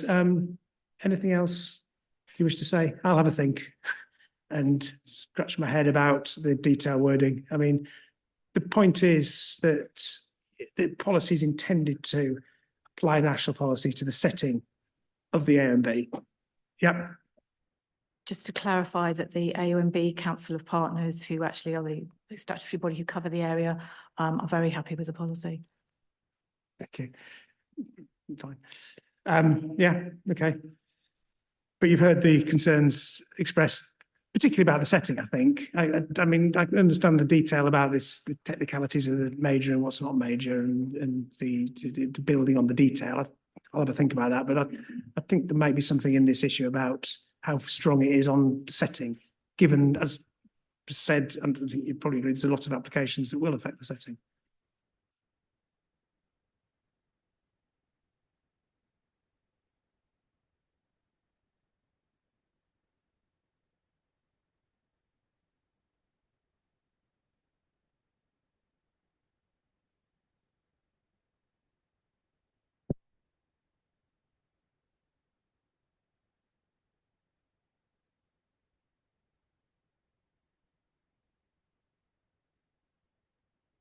Yeah, understood. This is the trouble with rewriting national policies. National policies has to be examined, doesn't it? I mean, it's easy doing that. Right. What time is it? We'll crack on. We may have slightly less than an hour for lunch because I'll try and deal with this now, and I don't want to get into sites here, but I do have a few questions about the overall approach to allocations of the AONB. And we've talked about that in general terms under issue 3.1. And essentially the point is that some allocations were needed to meet local needs, enhance and maintain the vitality of rural communities and support the rural economy. So that's the basic point there. So let's deal with the point, if that's the case, doesn't that apply to all of the settlements, particularly those higher up in the hierarchy? So why are there some rural service centres, Hungerford and Pangbourne? Hungerford we've got a neighbourhood plan, haven't we, to dealing with it to some extent. But anyway, why does the plan not make allocations at those? What's the simple answer? There aren't the suitable sites. And that's all set out in the HELA.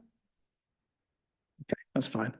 So it's in principle you would have done, but you don't think they're suitable sites, or they're not, well, they're not suitable because of an assessment. That's correct, yes. And some of that may be on the landscape. Yeah, that's right, yes.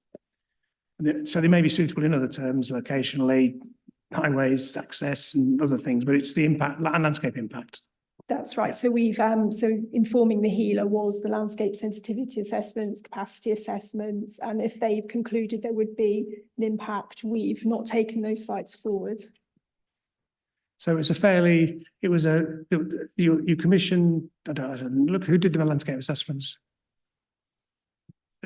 Done by consultants, were they? Yeah. You asked for that work to be done. That was then it came up with an assessment and conclusions, and you followed that as a consistent approach. That's correct, yes. And no doubt people will say, well, we've done more detailed assessments and we've come up with a different view. And that's an argument that can be had. But did you take account of any such evidence, or did you basically say, well, we'd rather stick to our We wanted consistent? to assess all the sites on a consistent basis.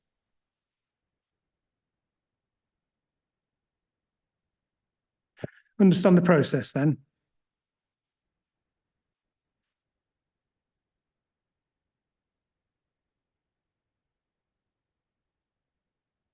We've obviously had proposals that we've the discussion about the balance between how much in the AONB, how much elsewhere. But even if there were more suitable and available sites outside the AONB, you would still be in a position to say, well, we want some allocations in the AONB for the reason we've already described. It's not a matter of you having to trying to make up numbers here for the district as a whole. It is actually very specific. We need some allocation in the AONB. Yeah. And the 10 sites, total of 334, which we've talked about how that contributes to the overall supply. And that's a proportionate and an essential part of the overall spatial strategy as far as you're concerned, combined with the infill and windfalls and other commitments that are in those areas. So it's just getting that balance. And okay. So just going back to the landscape work, there's the considerable amount of assessments have been done, and they're there, and I can look at those in detail as far as I need to.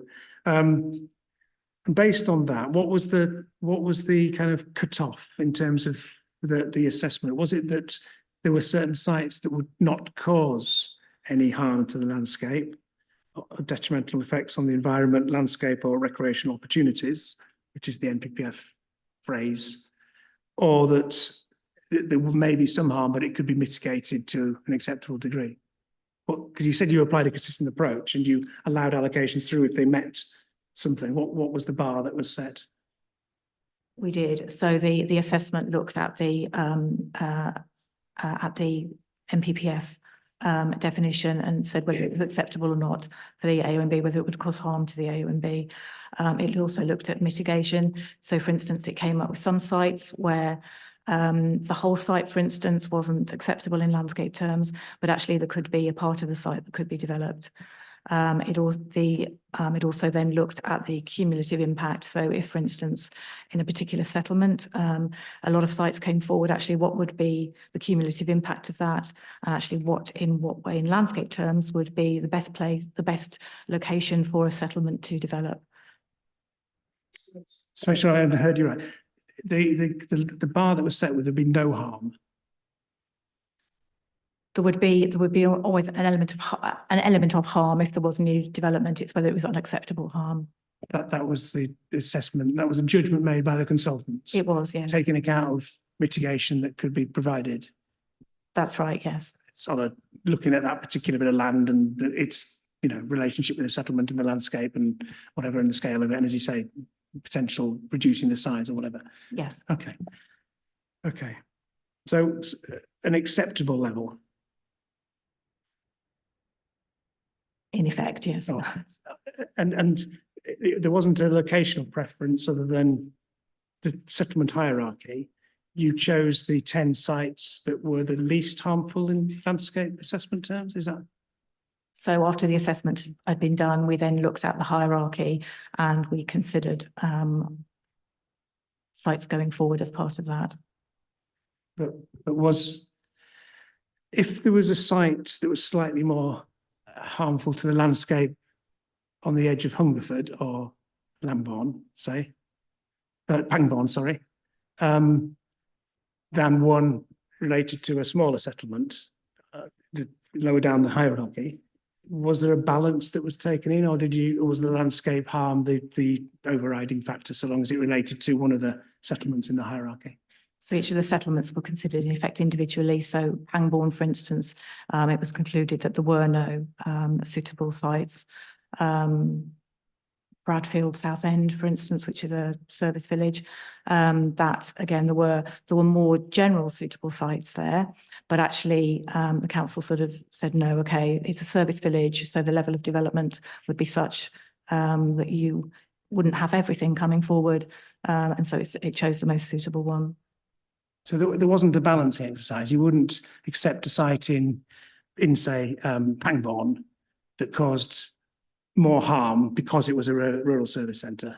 You weren't going to give it more weight for other reasons. It was, if the harm was not acceptable in landscape terms, that would be ruling it out, irrespective of the fact that this, in other terms, is a sustainable location because it's a hierarchy, higher up in the hierarchy of settlements. That's the position. That's right, yes. Okay, good. Thanks, understood.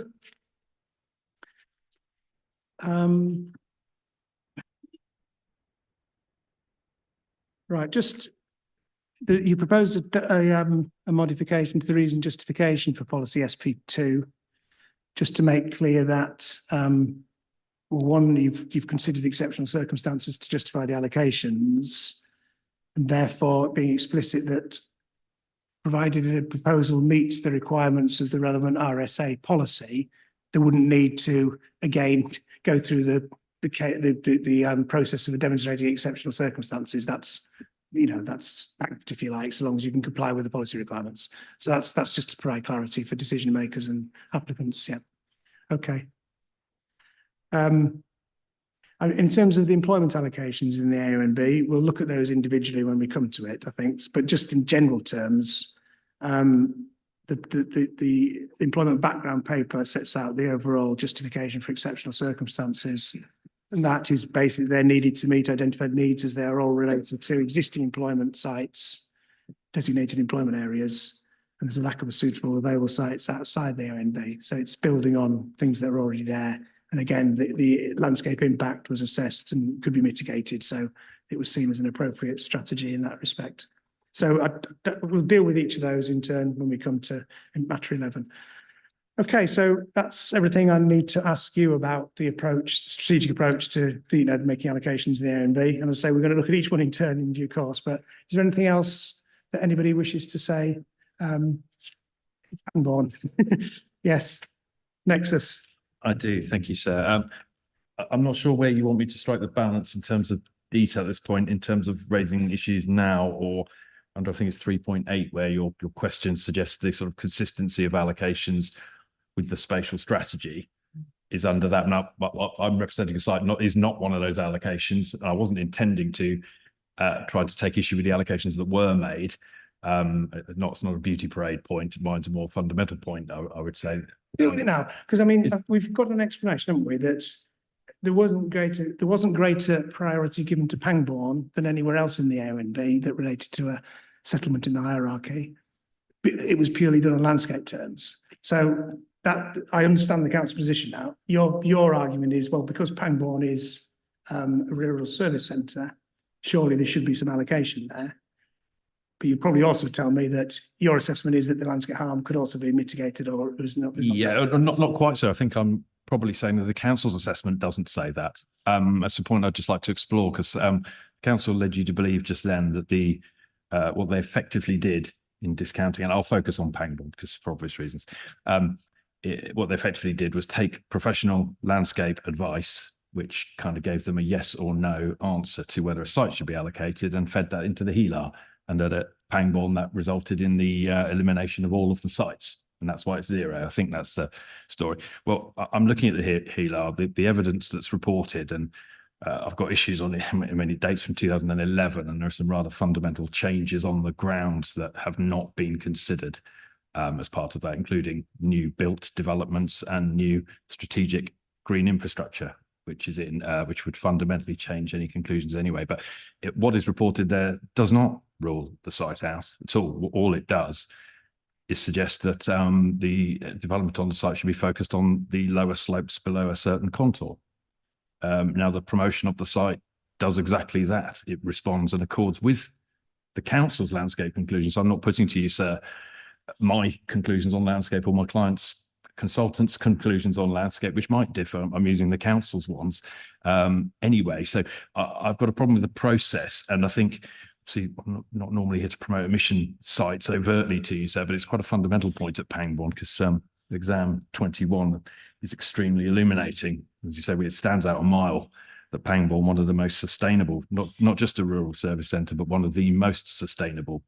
On the council's own evidence, again, not mine, gets 0 housing, whereas maybe settlements which the council itself accepts are substantially less sustainable get quite substantial amounts of housing. Actually, it's quite striking, this table. I would put it to you, sir, and I think that warrants that point. And I think the reason why it's quite extreme at Pangbourne is that really there's only really one site in the HELA, and it's my client's site, which is a reasonable urban extension to Pangbourne within walking distance of the station. So the two issues get conflate effectively about the principle of development at Pangbourne and this site. And which is why I think it's fundamental that if the council is purely it's accepting, as I understand it, it should have and would have made allocations at Pangbourne because of its sustainability. It didn't on landscape grounds. It's fundamental to you, sir, I'd say, because it goes to the heart of the strategy in the AONB area, that would need to be a robust conclusion. And I'd suggest it absolutely is not what the council's evidence says. We've put this to the council over a period of time to correct this, and it just hasn't been corrected. There's demonstrably a very sustainable site available for housing, which is consistent with the council's evidence base. It's fair to the council to say in the HELA, it did also put forward a highways issue with the site originally, in addition to landscape. But in our statement, so you'll see, and I don't need to repeat it, that the Highway Authority, that's not an objection that they would maintain. So there isn't a highways issue, and I suggest there isn't a landscape issue. And that's on the council's evidence, not on mine. Okay, thank you. Understood. So even, so the point being that clearly the rural service centre should be a focus for development, and therefore, if you're going to discount it, you need good evidence why. And if the evidence shows that the landscape impact is, as you say, acceptable, which you're quoting from the HELA, which... Yes, it's quite hard document to refer to because it's a huge spreadsheet with about 50 columns on. So it's a bit tricky, but I'm looking... there's a section where, I don't know how best to guide you to, but pan 8, the site's pan 8, and when you read across, you'll see a whole load of columns saying that the site's available and other things, and then there is a column on sort of landscape matters, and you'll see for yourselves the language that's used, which is consistent with what I've said. And then ultimately there's a conclusion bit at the end, which broadly says there's a problem in highways terms and landscape terms, but I think the council's evidence shows there isn't a landscape problem, and the evidence we've submitted to you shows it's not a highways problem either. And I think that without that correction, I think is so fundamental. I think the strategy for the AONB area cannot be sound in either as justified, effective, or consistent with national policy, whilst not making an allocation at Pangbourne. Okay, thank you. Provision. Thank you, sir. If I may, we would like to look at and expand the point from earlier regarding the justification for the allocation at Hungerford, or the requirement for 55 homes. And just to look behind that briefly, if we could.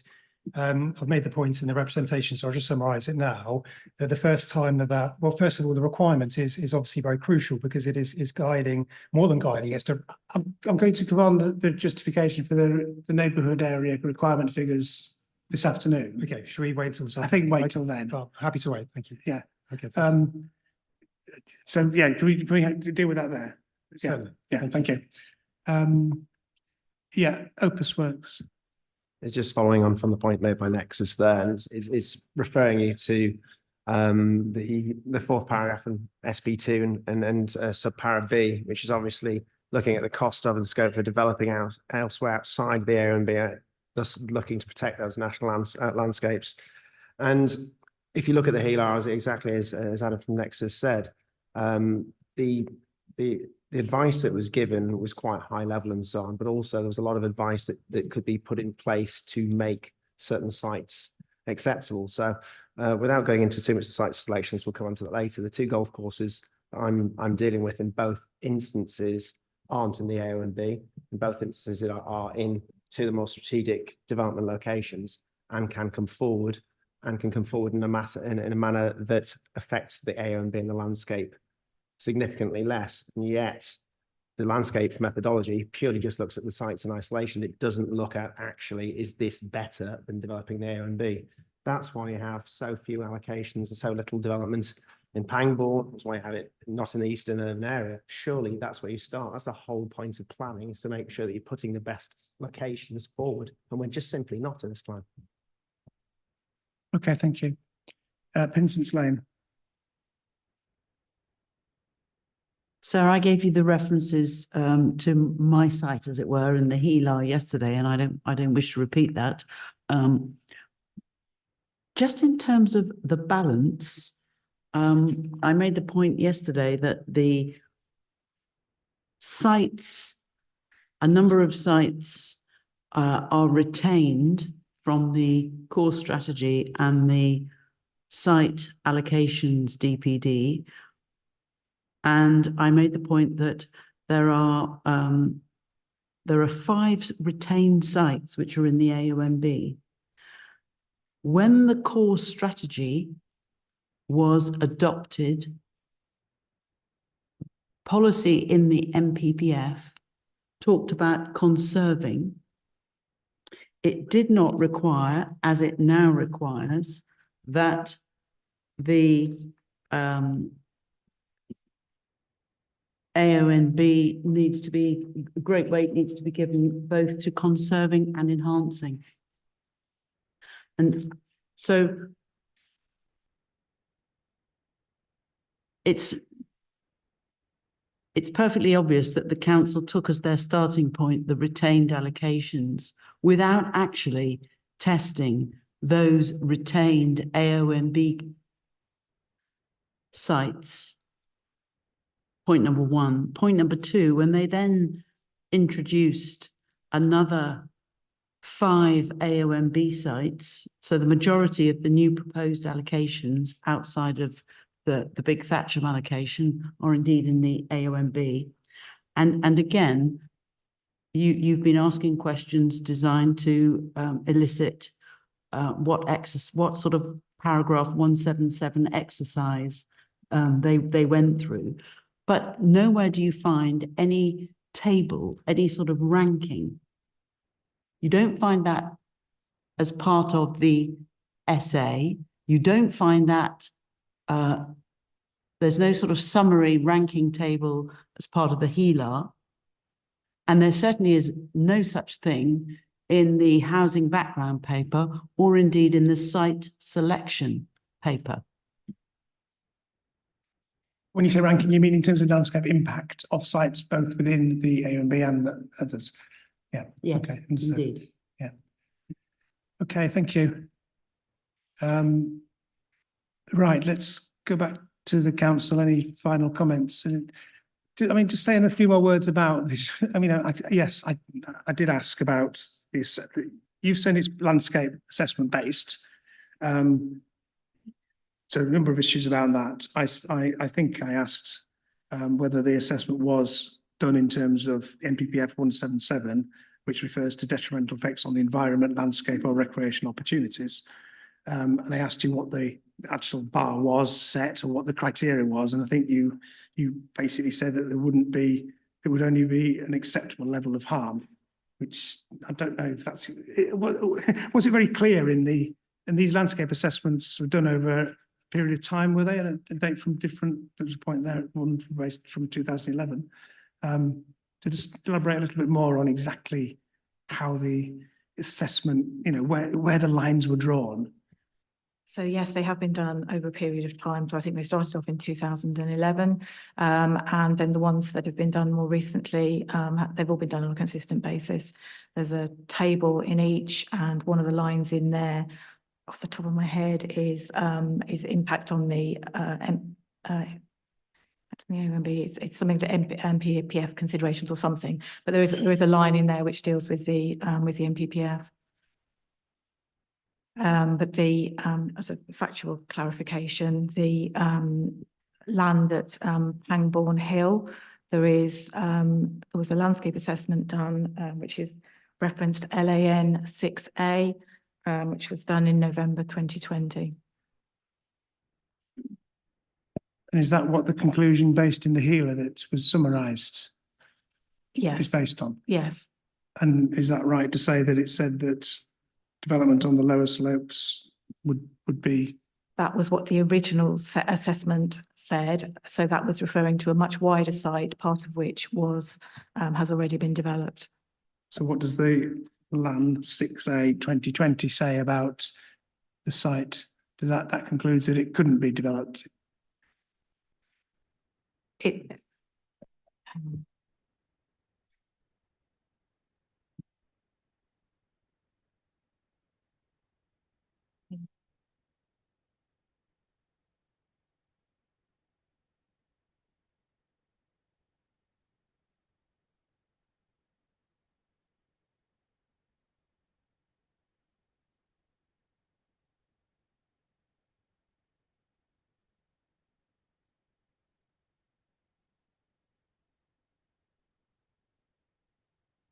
Sorry, bear with me a minute.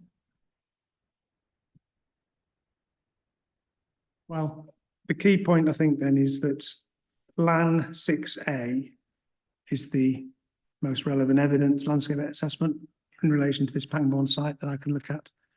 Okay. It is, yeah. Okay. Well, I think we'll leave that for now then. Anything else in terms of this, the point I suppose about, is it clear in the evidence, you know, where's the best place to look if you want to? The HELA assesses all the potential allocations, doesn't it? And it has it includes an assessment overall, and it's got the landscape bit in it. That's the best summary place, is it? And then you can work back from there to look at the landscape evidence. So that's the place to look. Okay, thank you. But the point about, well, another way of presenting that information would be to reorder them and rank them all in terms of landscape impact, for example. I don't know if that would be possible, but it's not what you did. And despite no, okay. But you should be able to read through and understand that the sites, each of the sites that were chosen, that the level of harm would be low or acceptable for the reasons given, and therefore they are justified. And the sites that were not allocated, some of them may not have a landscape harm, but there may be other reasons, but some of them would have a harm that you could identify as being greater for some reason than if it was everything else was equal, in terms of the settlement hierarchy, the spatial strategy, and the factors. Yeah, that's the council's position. Okay. Thank you. That's clear. Right. Just as I was about to say, we'll break for lunch. So for technical point, could I confirm that the number of that document was LAN 6A? It's not. I don't find it on the evidence base.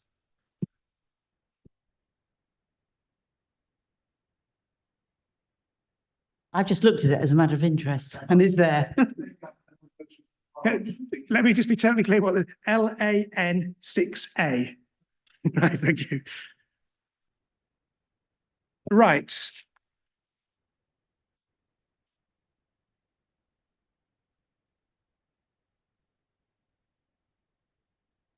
I'm adding lots of things into different places, but there was a question 3.10, which was very specific to a modification the council proposed about neighbourhood plans and the AONB, which again, I'm going to move to when we deal with that package of things about the neighbourhood plans. So we'll pick that up there. It's just an explanatory bit of text that goes with it, but it's also related to the justifications for the requirement figures and the approach taken. So we'll move that one as well to somewhere else in my folder at the risk of getting totally confused. Right. The time now is, looking for a clock, 22 minutes past one. Unless there's anything else anybody wishes to raise or question about what we've dealt with so far. We've obviously got a few issues to deal with this afternoon, but some of them I do anticipate being relatively quick. I do hope that we can finish by 4:45. If we don't, there are arrangements can be made, which unfortunately involve people coming back on another day, but we do have some time within the programme where we could fit things in, but hopefully we will get through these things. So what I suggest now is we need to give people time to get lunch and have a bit of a break. So I would suggest that if we resume at 2:10, does that sound reasonable? Is that long enough for everyone to? Yeah, okay, thank you.